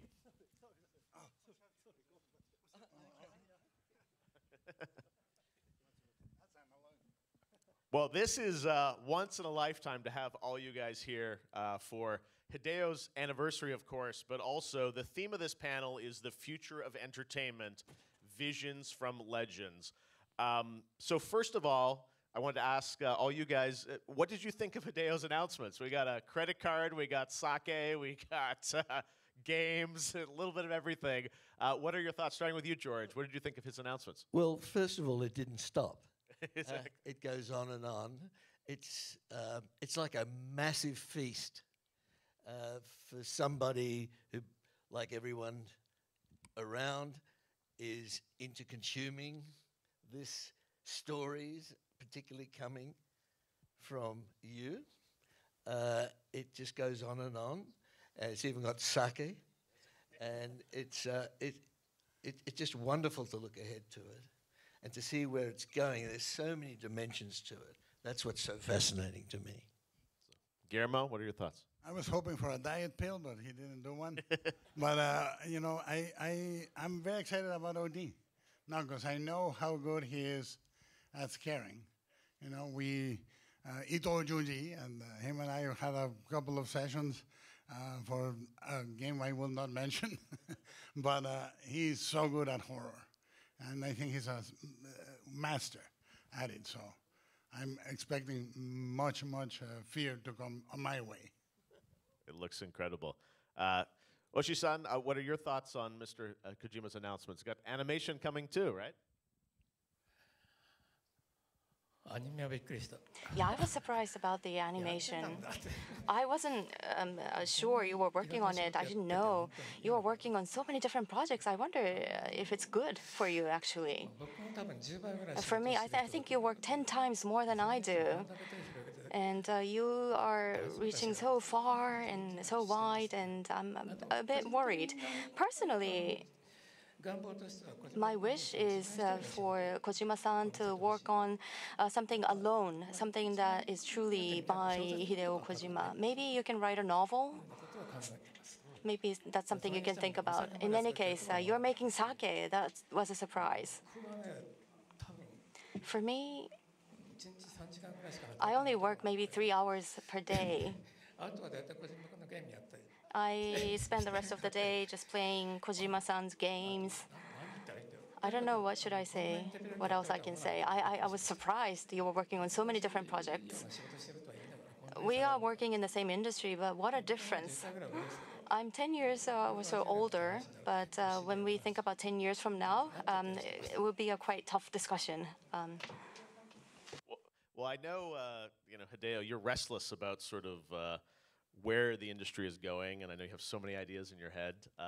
And we want to talk maybe about this next phase of entertainment, and all you guys, I think, have thoughts about this, right? Well, entertainment is in the brink of time where it could change with quantum computers, AI, and streaming services. So the next 5-10 years, the creators need to change because the technology changes, the environment changes, the audience would change. So what can we make in that era is the key question here. Wow. Well, that's a big question to unpack, but let me start with you, Hideo. The question to all of you, what do you think is going to be the sort of the biggest radical shift in how we experience stories in the next decade? I know, Hideo, you've seen this kind of, merging of cinema and games, and a lot of the technology is, the same technology that's being used to build these things. How is that going to change how we experience entertainment? Not, in 2026, but 10 years from now. Well, movies, novels, games, the current ones would remain. Even the films in theaters would remain. But it's now all digital. Movies, music, even books, and also streaming. And you'll have everything in digital. So the audience could have just one platform, like an iPad or a smartphone, and you could retrieve any kind of entertainment. Everything was all apart before, like novels were paper on books, films and movie, but this will be all merged kind of together, not as one, but it will create more new things like movie and games in between something medium, or novel and movie in between medium. Something that we never seen before will probably be born. And also AI comes in, and all, Hollywood movies and our games, the cost was so high, but with AI, it'll be more, low cost and budget. So you could now create with small teams or even alone using those technologies. So it won't be like, a gigantic team will be needed for anything. You'll be much more speedy with smaller teams. George, any predictions from your front of what excites you or what you think is going to radically change? Well, the only thing I can say is without question, there is change, and it's happening more rapidly than we've ever seen before. And that's basically the evolution of technology from the very beginning of who we are as human beings. Like a lot of people, I've been really interested in AI, not only how it affects what we do in storytelling, but in medicine. I've gone back to the medical school where I went to see how it's affecting that, and at the world at large. And in every one of those arenas, the thing I hear most is that what may have taken a year or 2 years now it's shifting so quickly, might be just a week or 2 weeks. So it's a fantastic and scary ride. In all those arenas too, people are talking about the ethics of it, which is really good. And that's always been the story of technology and art and human endeavor, going way back. I remember so there's a kind of dichotomy to it. Even though the technology is changing, there's some things that are always constant, and that is the fundamentals of storytelling.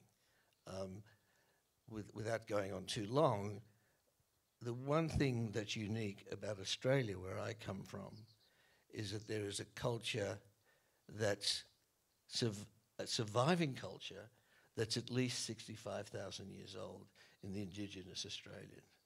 And with nothing else there, because Australia is essentially an arid desert, they basically navigated the world, everything in the universe, through story. And I realize that's what's happening across all time and space. However deep in the future, whatever future we have, we'll still go through that process. The technology will change. For me, I've enjoyed the ride, always. I'm amazed how every one of the films I've made has been influenced by the tools at hand at any moment. So it's exciting. It's also a bit scary, but it's wonderful. Yeah. Guillermo, building on that idea, story is at the core, of course, of everything. But is the audience do you think they will experience stories in radical new ways, or will it still be very true to the way we know it today? I don't know. I think that every time there's a technological change, it takes a minute for humans to find their spirit back in the art.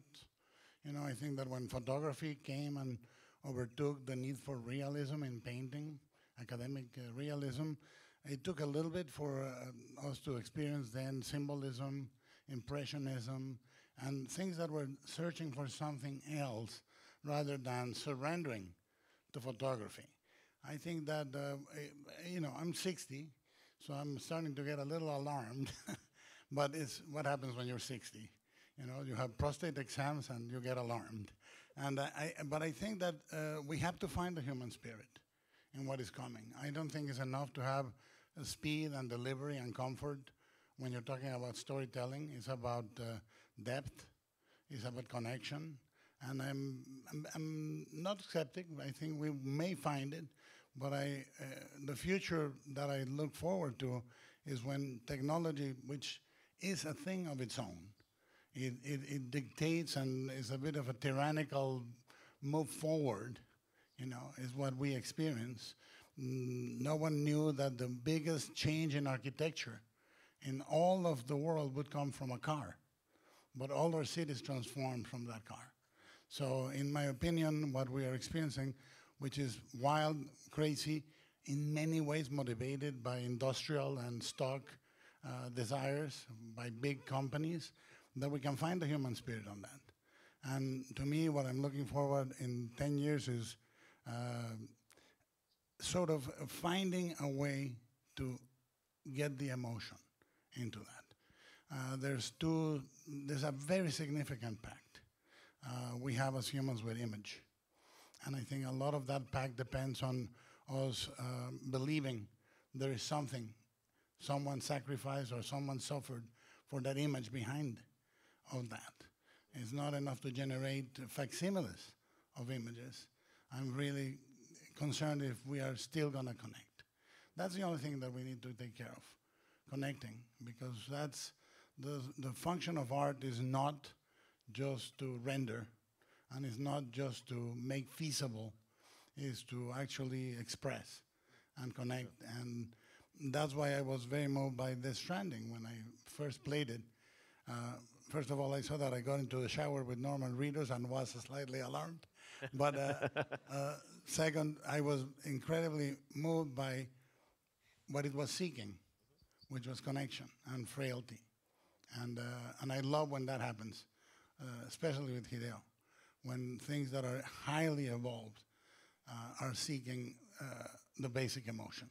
So my hope for the future is a bit of the past. Mm.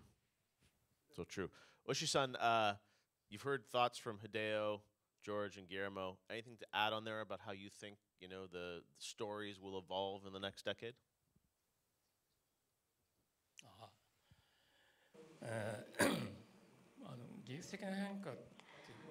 Well, with all these technological changes, it is true, as an animated film director, I've been working in the industry for over 50 years, but what's happening over the past 5-6 years is comparable to what has happened over the past 5 decades. We are seeing rapid change, drastic change, even hand-drawn titles, we take motions, and also AI is being introduced into the field. We are using AI as tools. So the animation, the creation process has already undergone significant change.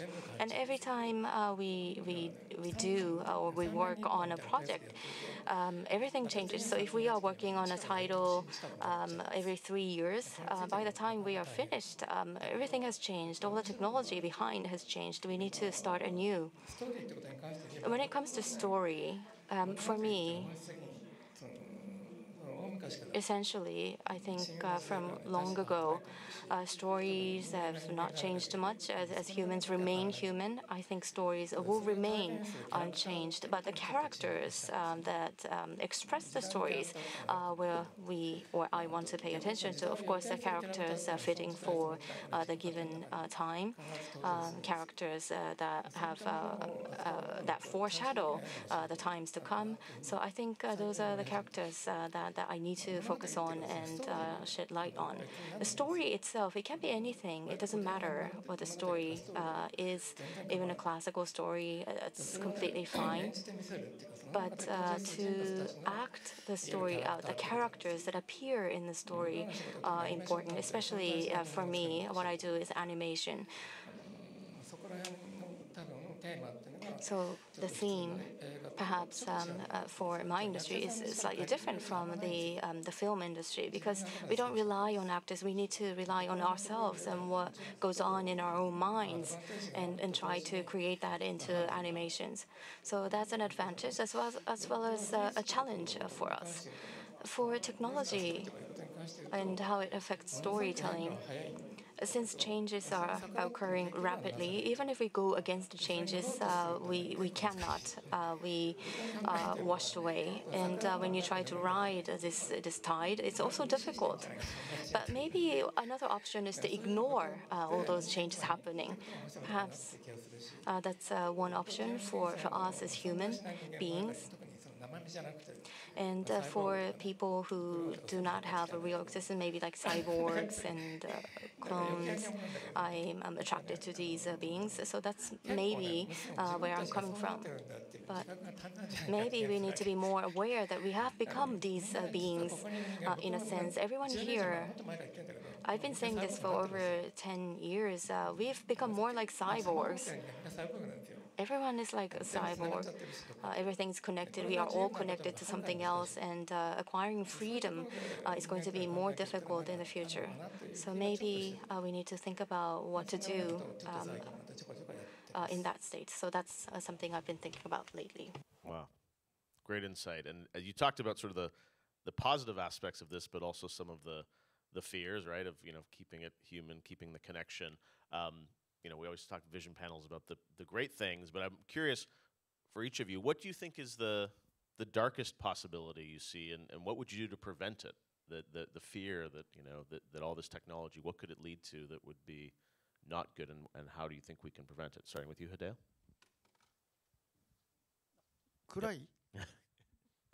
Dark? Okay. Well, just as Mr. Oshii said, stories haven't changed from long time ago. The mythology, Japanese folklores, Asian folk tales are quite the same. But I don't see anything from there. It's like the person who tells the story is very important, the storytellers. So these people have changed over the eras. So even if it's the same story, it changes according to the storyteller. I mean, like people who told that story 500 years ago, 100 years ago, today, they live in a different environment and technology. So how that storyteller tells the story will, of course, change. The meaning, the root of the story will never change, but how the details and how it's told is really reliant on their background. Like, for instance, these days, everyone has a smartphone. And everyone is a storyteller. And everyone can just choose what they want to tell. So you have to look at, as a human being, how do you tell the basic instincts of the human is also the key. And I imagine with that, you said there's so many stories that can be made so quickly, so rapidly. We talk about, AI, how quickly things can be generated and whatnot. Is that a dark possibility, George, that there's sort of too many stories, or we're over, like how does something really matter, right, when there's so much content out there? Well, it's the paradox or the contradictions. There is no question, first of all, that we are hardwired for story. It's part of, I think it's pre-human. If you look at the instinctual behavior of animals, there is a narrative. But for humans, where there's no questions, it's an essential part of how we try to understand the world. Now, with the technology making it available to everybody, the real question is which of the stories which are kind of going to get traction, even if it's within a small group. I mean, one of the great dangers of modern technology and the dissemination of story, it's all narrative, is that, as we know, bubbles are created. And people invest deeply into those belief systems. And hence we get cults and of all kinds, religious cults, political cults, and so on. That narrative we see played out across time, and it's accelerating. So it comes down to, I'm already hearing it. I'm picking up the term AI slop. Yep. There's so much out there, and people aren't necessarily consuming it, just a small group of friends. What are the stories that have the comprehensive strengths that that work intensely on the human being, as you were saying? And what are the platforms through which they're going to be experienced? It's impossible to tell. It's with it seems to be the case with all technology. Nobody imagined that the internet, when they first worked on it, as a way, as a counter to nuclear, the first web was a military exercise. Nobody imagined that we would be doing that today. With the telephone, Alexander Graham Bell was basically trying to figure out how to help people who were deaf. Had no idea that it would become that thing by which we could call each other. So there's no predicting. One of my favorite sayings is from John Lennon: "Life is what happens when you're making other plans." And I think that's been our story. We have no real sense of it, but we must attempt to predict. Otherwise, it'll become chaotic and bewildering, and people will shrivel in their spirit.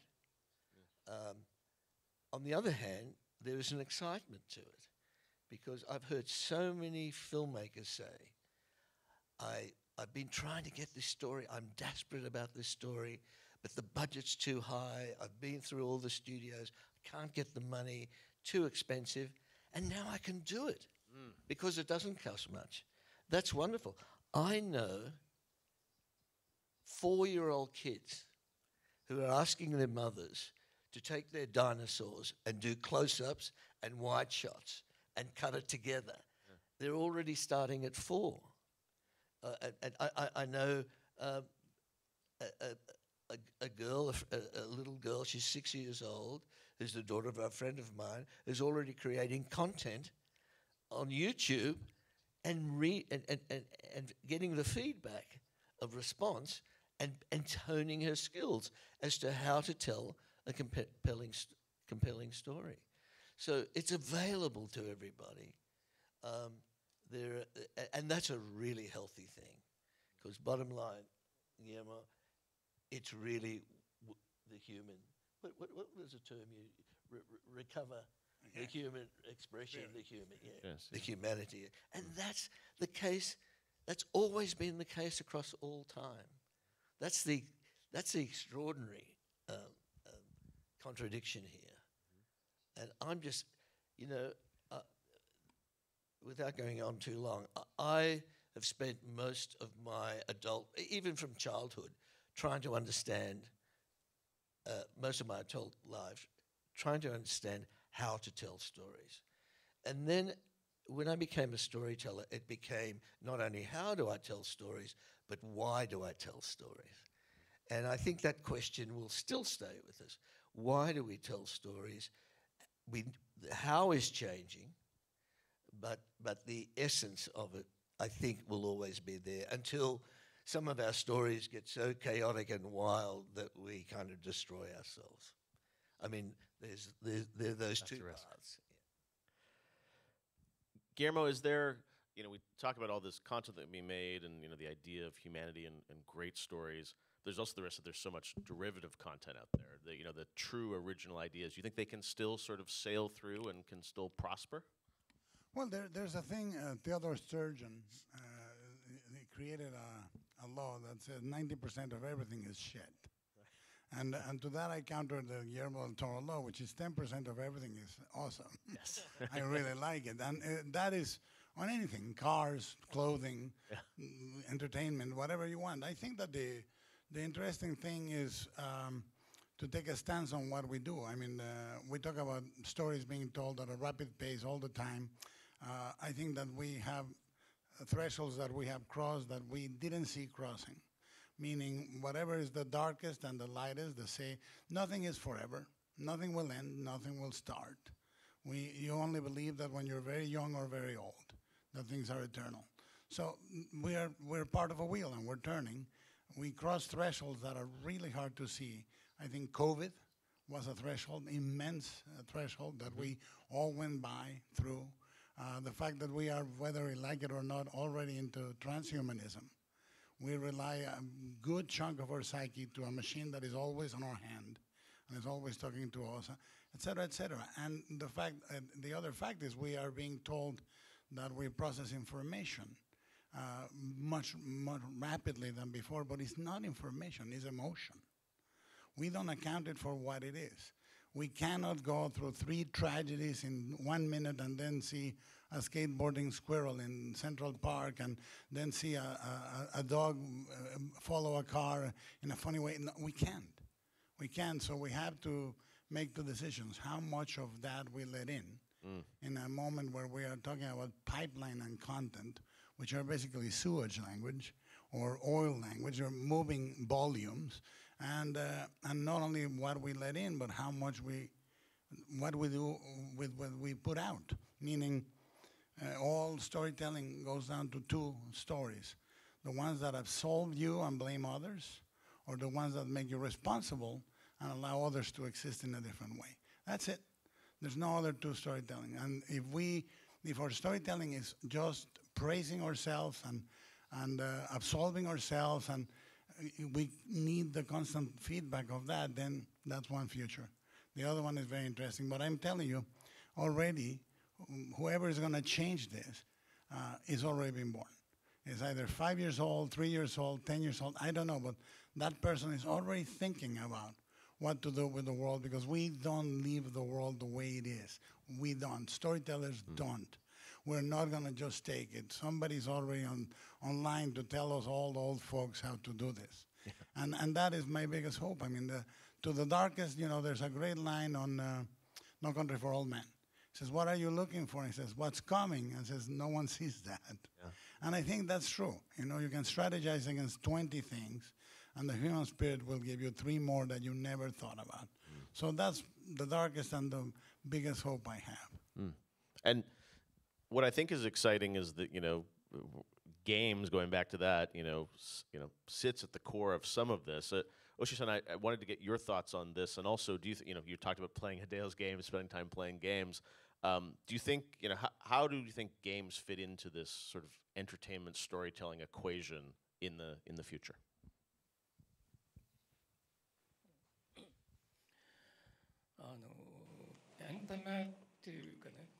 Rather than focusing on entertainment, but playing together with the protagonist, the main character, or go on a trip in the game world to be excited, or to feel sad about, or to be moved. From that perspective, I think to focus on experiences in game. So I think we are now engrossed and swallowed by games. And films, you have 2 hours or so. It's become lengthy, but games, you will spend 200 hours, 1,000 hours. You can play the same game for a very long time. Well, I mean, from that perspective, to resonate with the contents in the entertainment. From that perspective, I think game will be swallowing films in the forward. It cannot compete with the games. And Kojima-san's game, I played, when I played Phantom game, I felt that way. Films cannot compete with games. That's what I felt playing on Kojima-san's game in terms of storytelling, in terms of volume of the information and characters. Well, I do not think films can compete with games. That's what I discussed with Kojima-san. But what we can do, that is something we need to think about. So I think that will be the themes that we need to think about. Well, we would be forced to be just one of the alternative options, or can we gain something new so that we can win new fans for the film industry? Or with regard to technology, well, the worst case, what would be the darkest possibility in the previous question? Well, one thing I have in mind, well, technology is not equally shared by everyone, depending on the region or nation. Based on this unit, there's a disparity of technology across the globe, and the technology disparity means there's disparity or gaps, narrowing, the widening gaps, so due to the system, and also the generational gaps as well. Well, our job is to create something new for younger generation, but it has not been the case anymore. Well, not just younger generation, not just for children or kids, but for high school students, teenagers, or people in their 30s. Into these generations, as well as adults who know everything in the 30s or 40s, 50s, but it's totally different how we can approach these tiers of audiences, and there will be technological gap between these tiers and generations. Well, I think that is, well, one possibility we need to keep in mind. Well, we together with a younger generation, youth, and we have some leeway to make use of technology, new technology, but on an individual basis, it would be more and more difficult. So that possibility would relate to the disparity in terms of technology that may widen the gaps. That is some vague feeling I have. And also, from the creator's perspective, to express something, well, how should I put this? Within something I create, the values, my values, or, well, my philosophies, if you will, that is something that, well, we are having difficulty trying to convey with the audience more and more.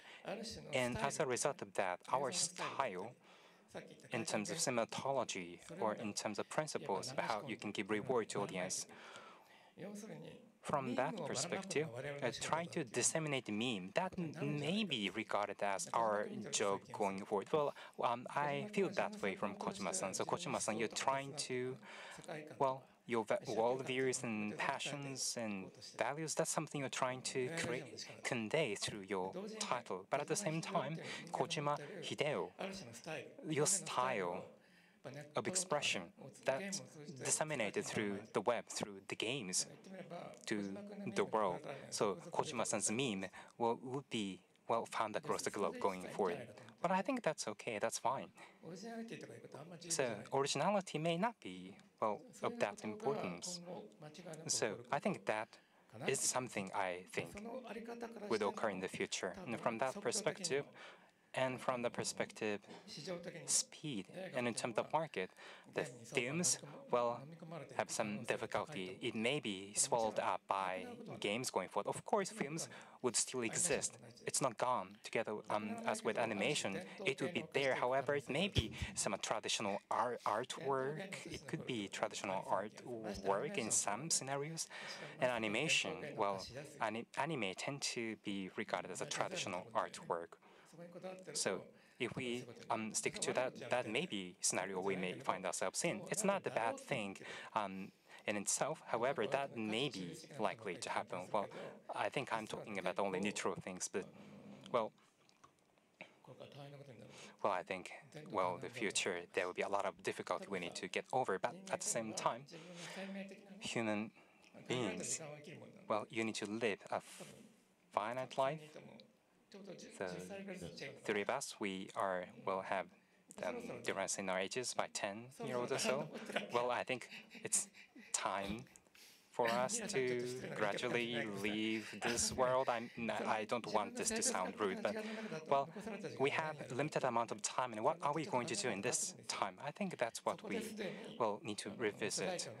And from that perspective, there may be some generational gaps because of the time available, and there would be the disparity in gaps between generations. But what we can do is try to convey something that may be different in the future, but trying to convey something. And in animation, it tends to create memes, and that would readily spread across the globe. So I think that is something we can find in the cultural world or in the world of expression. So that's how I feel. Yoshi-san, you mentioned the idea of film being a finite piece of content for a few hours. Games, as you said, having tens or hundreds or thousands of hours with them. I'm curious, George and Guillermo, when you look at as you build universes moving forward, do you see do you think of now of sort of like here's the film expression, here's the series, here's the game? Do you think that's going to be something we're seeing more of? Sort of this universal view of a story and how it can sort of live on an ongoing basis. Well, I think we see it already happening. We saw it today. You are working in several different platforms and different media, and that's legitimate. It's look, I keep on sort of finding refuge in what's constant, and is always there. That seems to be immutable as to who we are as humans. And I also find a great excitement as the tools develop. I think it's perfectly legitimate to play a game if it's on the level that you do, Kojima, is because it's all encompassing. When I've been involved, as you know, I don't play the games. I watch other people play games. I've stopped playing games a long time ago. I've lost but my engagement, I never fail to be engaged in the way that we all do with stories. We apprehend stories at every level as a human being, viscerally, emotionally, intellectually, anthropologically, in terms of our spirituality and mythology. It's constant. Any story, a story that you hear from a neighbor, your family, your favorite sporting team, and whatever, the ones that really stick are those that hit all those levels and have all those dimensions. And if it takes how long is it to play Death Stranding? How long? It's long. How many hours? Yeah, you're spending 30+ hours sometimes. Yeah. So if it takes a game, you're lost in the life of that. Sure, you're not out in the street or in the wilderness playing the game, but your process is the same.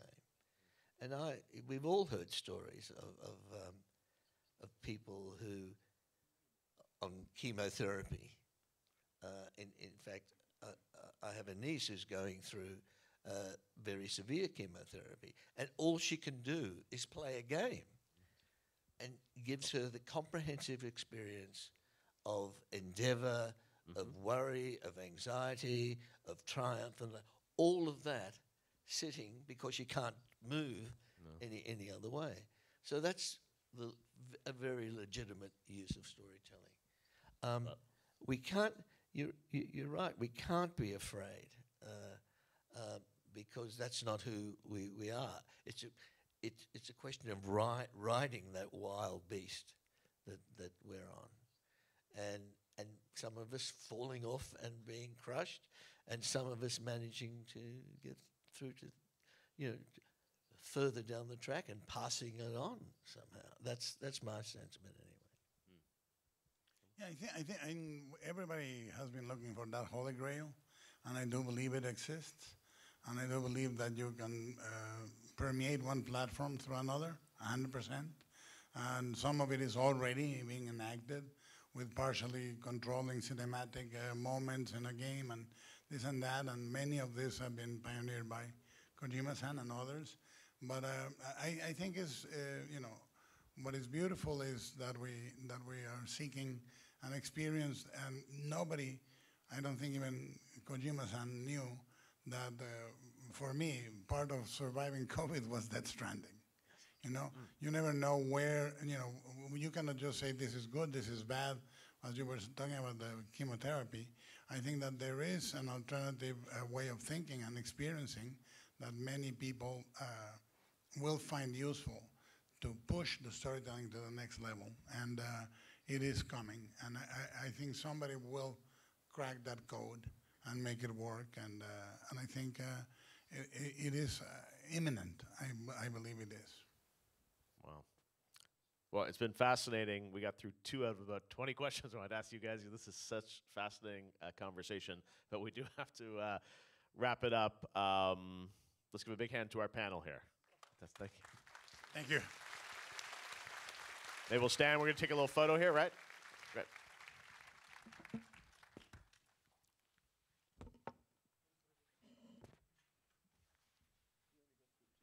Exactly.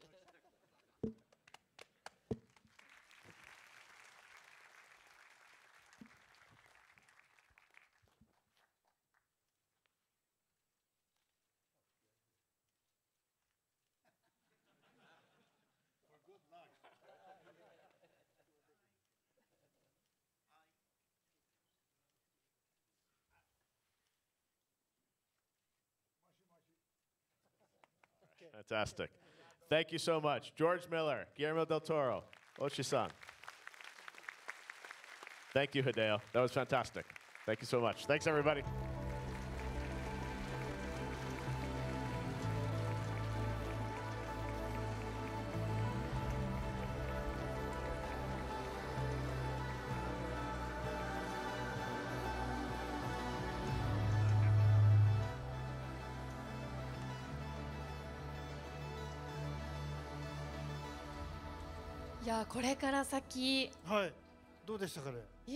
So how was it?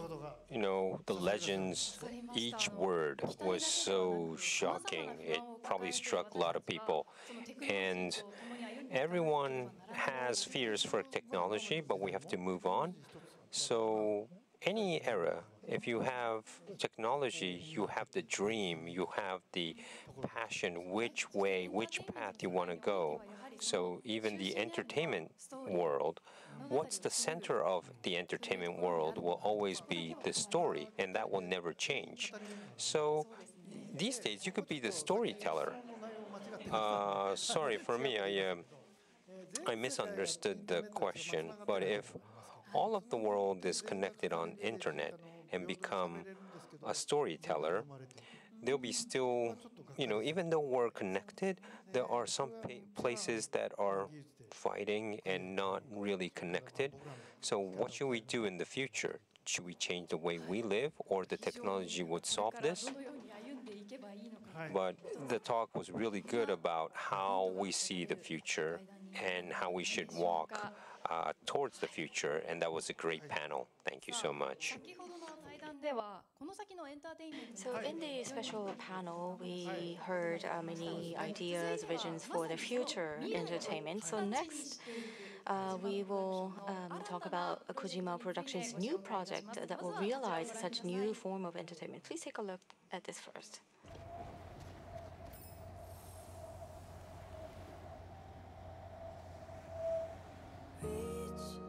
Reach to the stars. Dream with your heart. Fading away will break you apart. Stand up, stand tall as you are. Don't be afraid. The light will guide your way. It's a big world after all.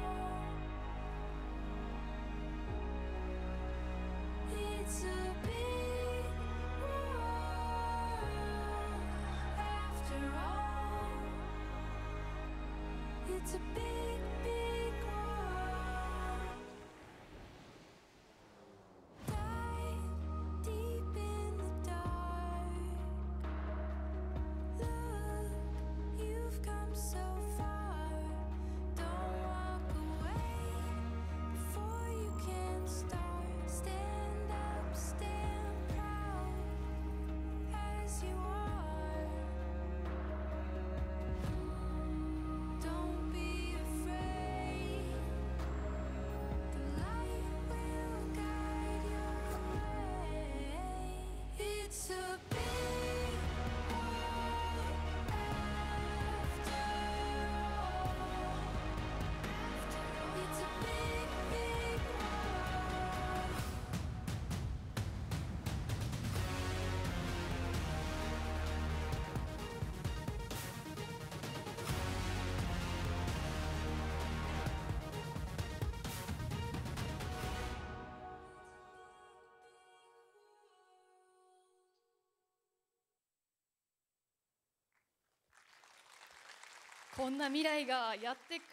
Will such future come? This is indeed exciting. So let's welcome onto the stage founder and CEO of Niantic Spatial, John Hanke.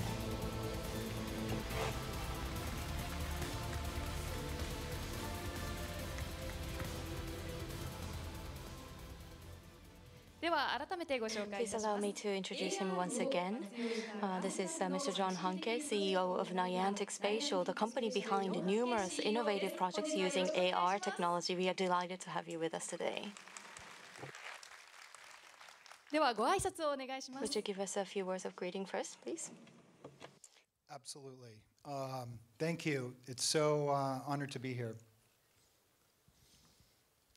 So our work at Niantic over the past decade has been driven by a single, simple but powerful idea: that technology can bring us closer to the world around us and to each other. When we launched our first game, Ingress, we saw people connect in ways that really surprised and delighted us. Today, players continue to meet their best friends or even their partners through the game.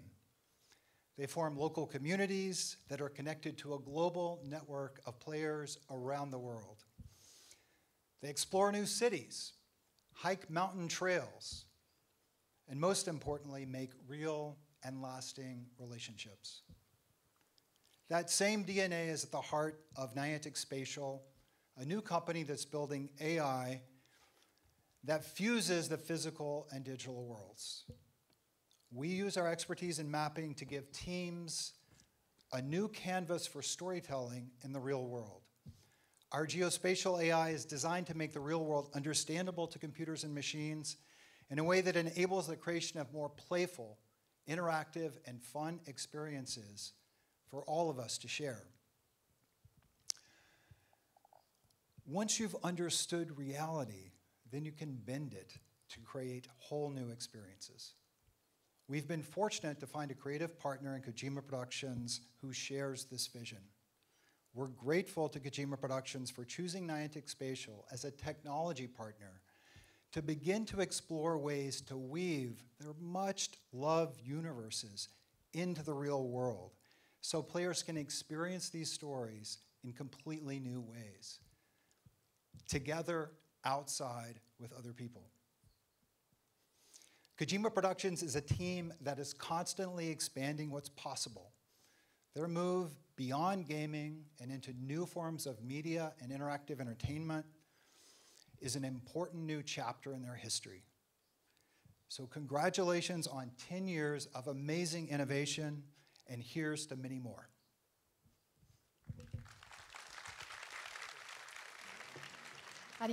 Thank you very much.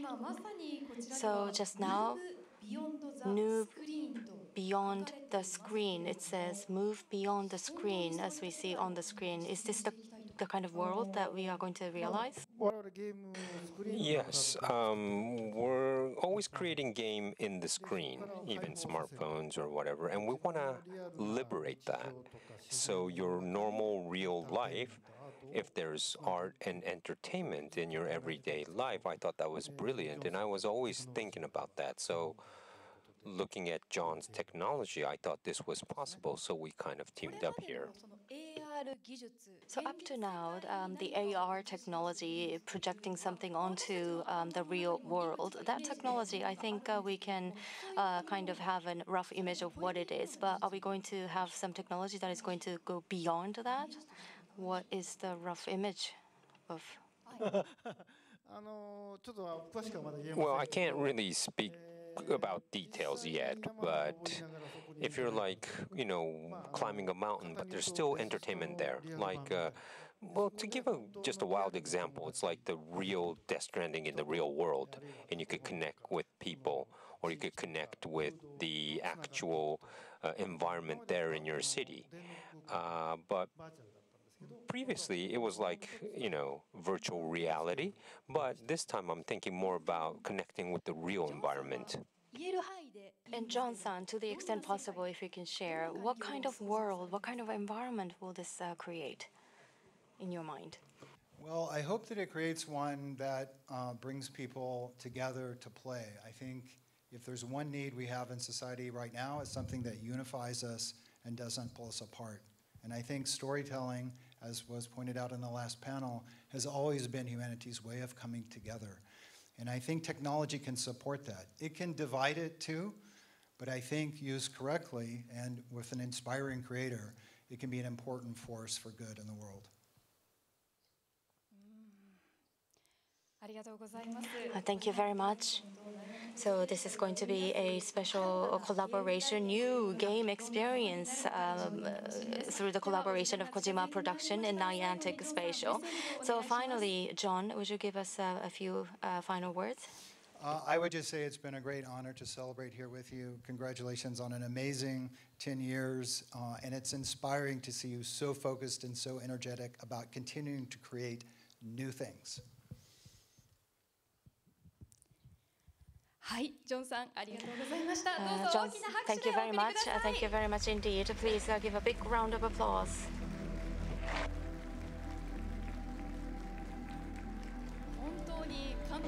Wow, that was something. What does Hideo has in his mind? Well, I can't die yet, yeah, I guess. But I still have limited amount of time. Anyways. So the event is almost close to the end, and we would like to kind of have everyone who came up on the stage today come up on the stage, so just gather around on the stage for all the guests that came today. Please give a big round of applause to all the guests and VIPs and the masters who came up on stage today. So everyone, please come up, join us on stage.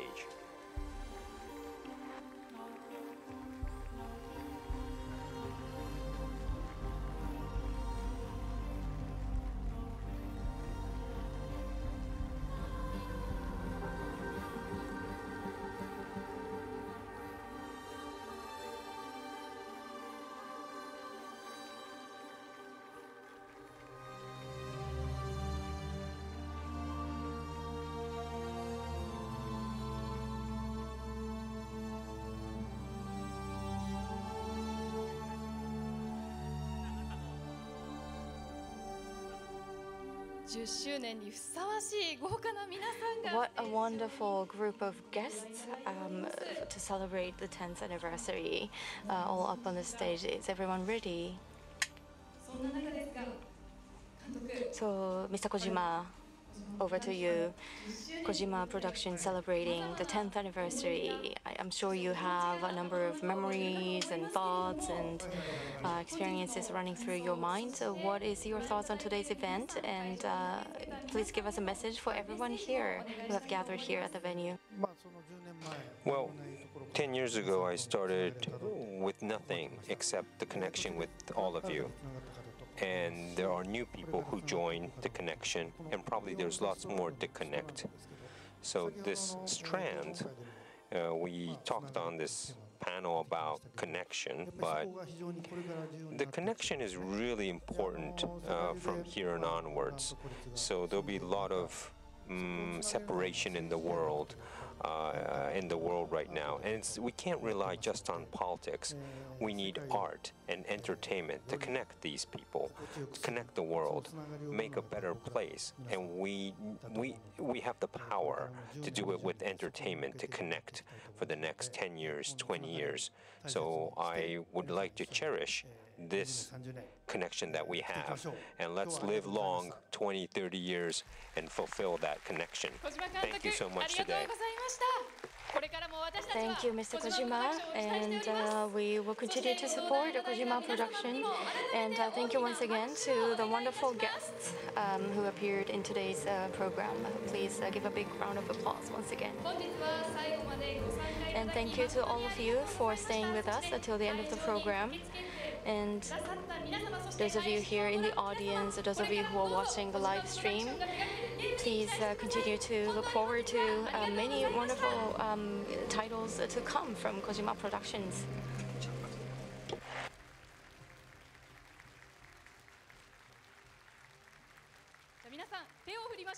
Let's all wave hands. Let's wave hands.